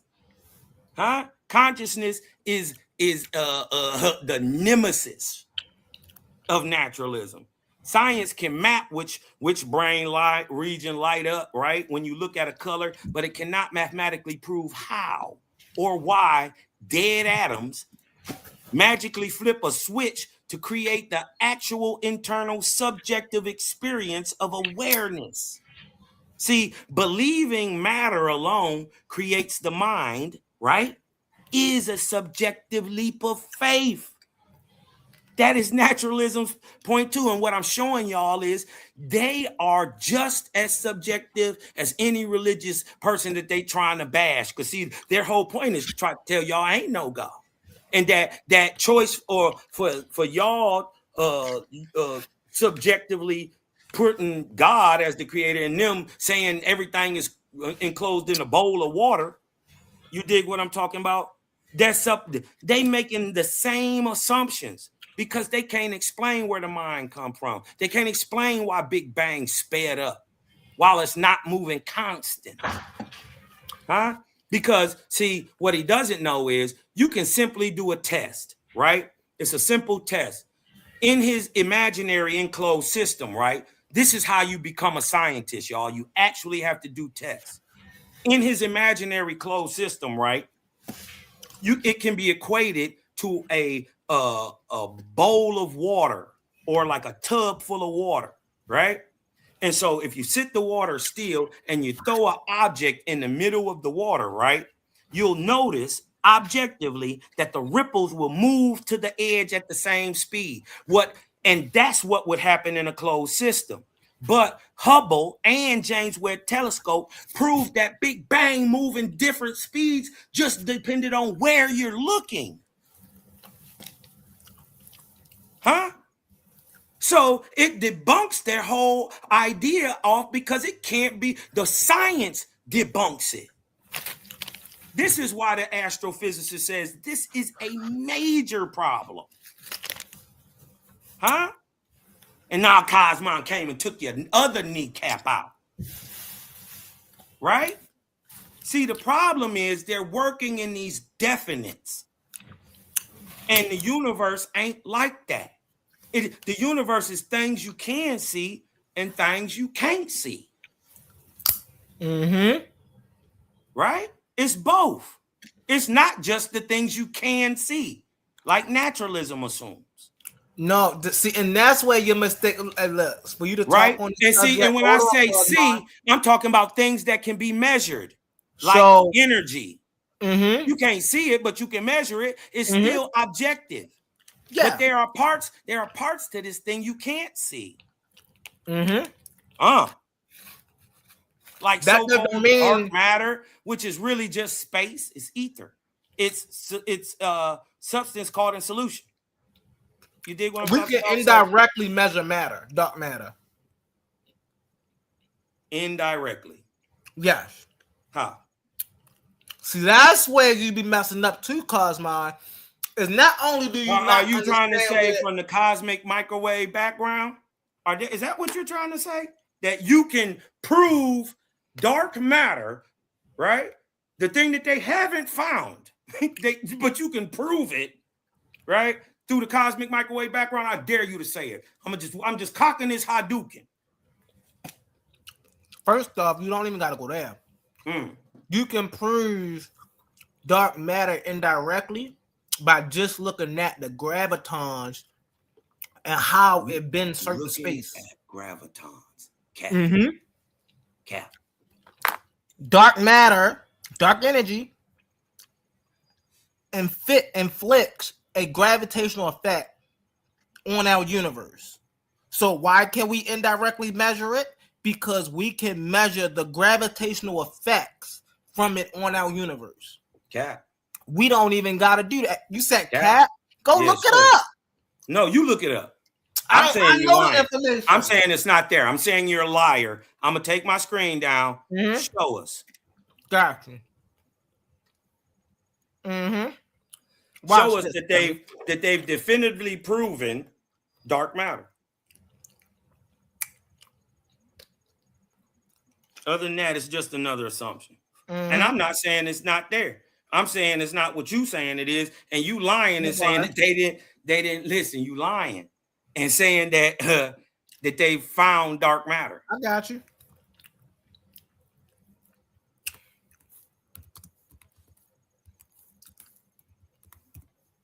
No, has science proven that dark matter existed?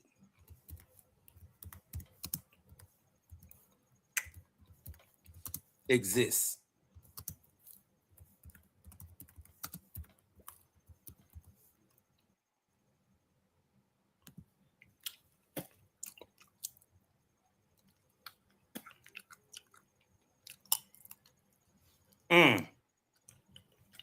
I just walk them into the punches. Hold on, you didn't lying, nigga. You read the first word and you didn't even read. Watch this. I already knew this.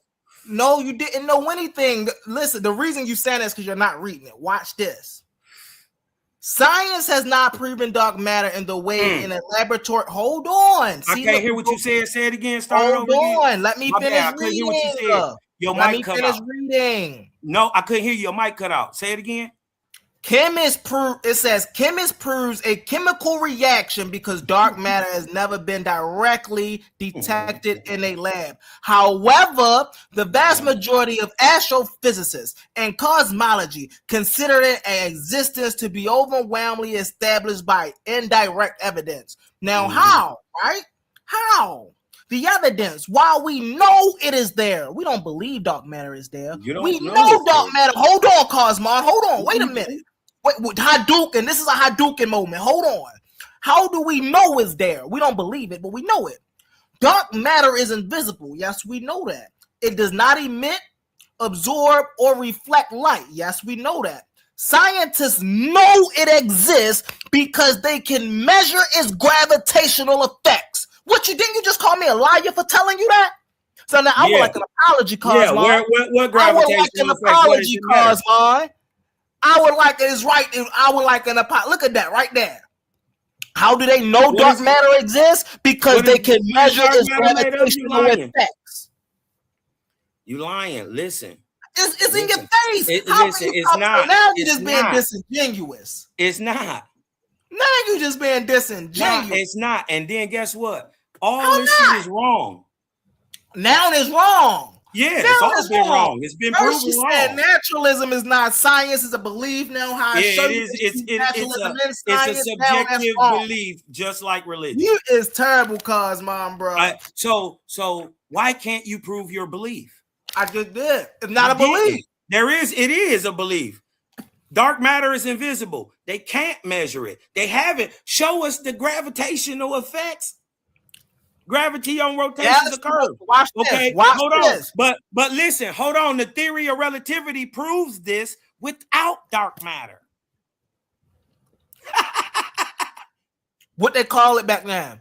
What they call it? What they call it? The theory of revolution. No. What do they call it? What do they call it? They call it ether. They call it ether. Okay, where is ether in the is ether in Owaspy? Owaspy, come on, man. What you know when ether was discovered? You know when ether was first used? What is you know when the word ether was first used? The word ether was first used. The word ether was first used in 1870. 1870. So did John Newborough get the word ether from them? Who described it? No, he didn't. Who? He described it. He described it based off of scientists at the time. Hold on. This is what you need to understand, brother. You're just being disingenuous. How? Right? James Clerk Maxwell theorized. Look it up. James Clerk Maxwell theorized ether as an element. They took it off.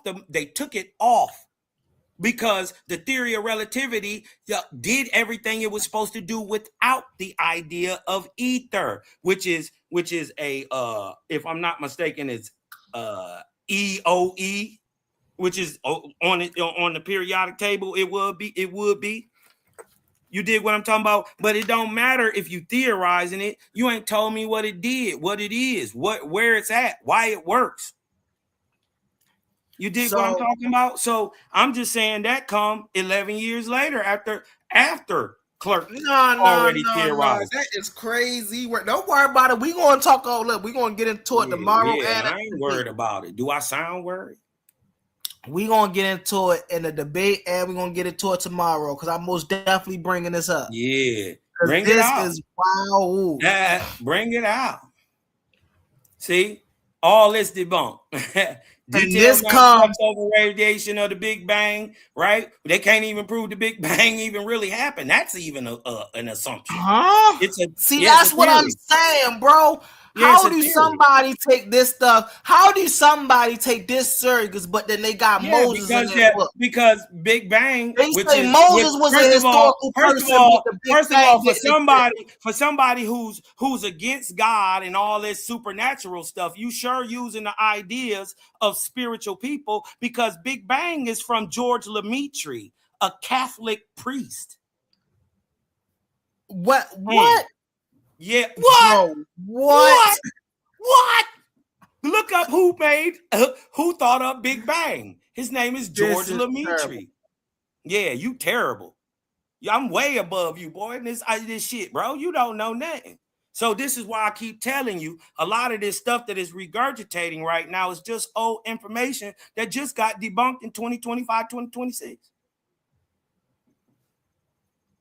You dig what I'm talking about? Like the closed loop theory. Listen, they thought our solar system was a closed loop until what happened? Voyager 1 and 2 found out that it ain't a closed loop system and it does exchange energy from outside. There's a barrier at, hold on, at what is called the heliopause, right? This is the edge of our solar system, right? They thought it was a gradual, it was going to go into this dark matter. It doesn't. It goes into an area of heat, like a wall, right? Oh, more than 50, hold on 1 second. Don't more go too than deep, more Don't go than too deep, 'cause 50, I'm about to shut it down, more bro. than Hold on, Cosmo. Don't go too 54,000 deep, degrees. bro. I don't need you to say hold on. All you need to do. No, I do need to say hold on, because I'm about to shut it down. This is actually Quantum Show. This is Quantum Show. You know, we're gonna shut it down. I also, before I let you close out, because I want to let you close out. Before I let you close out, I want to let everybody know. Be back here tomorrow at 8 o'clock. We going live for, you know, Humble Mystic Cave of Knowledge. We're going to dive more into this methodological naturalism, philosophy, and how it fit in, whether it's subjective, objective. We're going to dive into all of this. Come on, y'all. Be back here tomorrow. Go ahead, Brother Cosmo. Close us out. I'm going to say some words, and then we're going to get out of here. Man, salute to everybody, man. Love, light, balance out there, man. Peace to the creator gang of those standing by the creator, man. Listen, if y'all really want the truth on it, man, I ain't never been disingenuous or never showed nothing I couldn't prove, right? I ain't never said a word that I couldn't show, or else I just don't talk about it, right? So if you really want to see the boy get beat up, his whole naturalism idea doesn't even stand. I don't even address it no more. You dig what I'm talking about? His shit dead. You dig what I'm talking about? Go back to the writing board and just come back with a better one, right? I'll debate that one. You dig what I'm saying? It's the last video, Cosmon Cal TV, sub, like, share. You dig what I'm talking about? We gonna go over it tomorrow. Y'all can go over there. Go over it tomorrow. Damn, dog, you got it. All right, I'm gone, man. You got it. All right. Oh, he dropped. Don't worry about it, y'all. We gonna go over it tomorrow. The Cosmon joint. Be back here, my man Cosmon, you know, straight up. One thing we gonna show tomorrow for sure is that people don't, number one, they don't know what these methodologies is.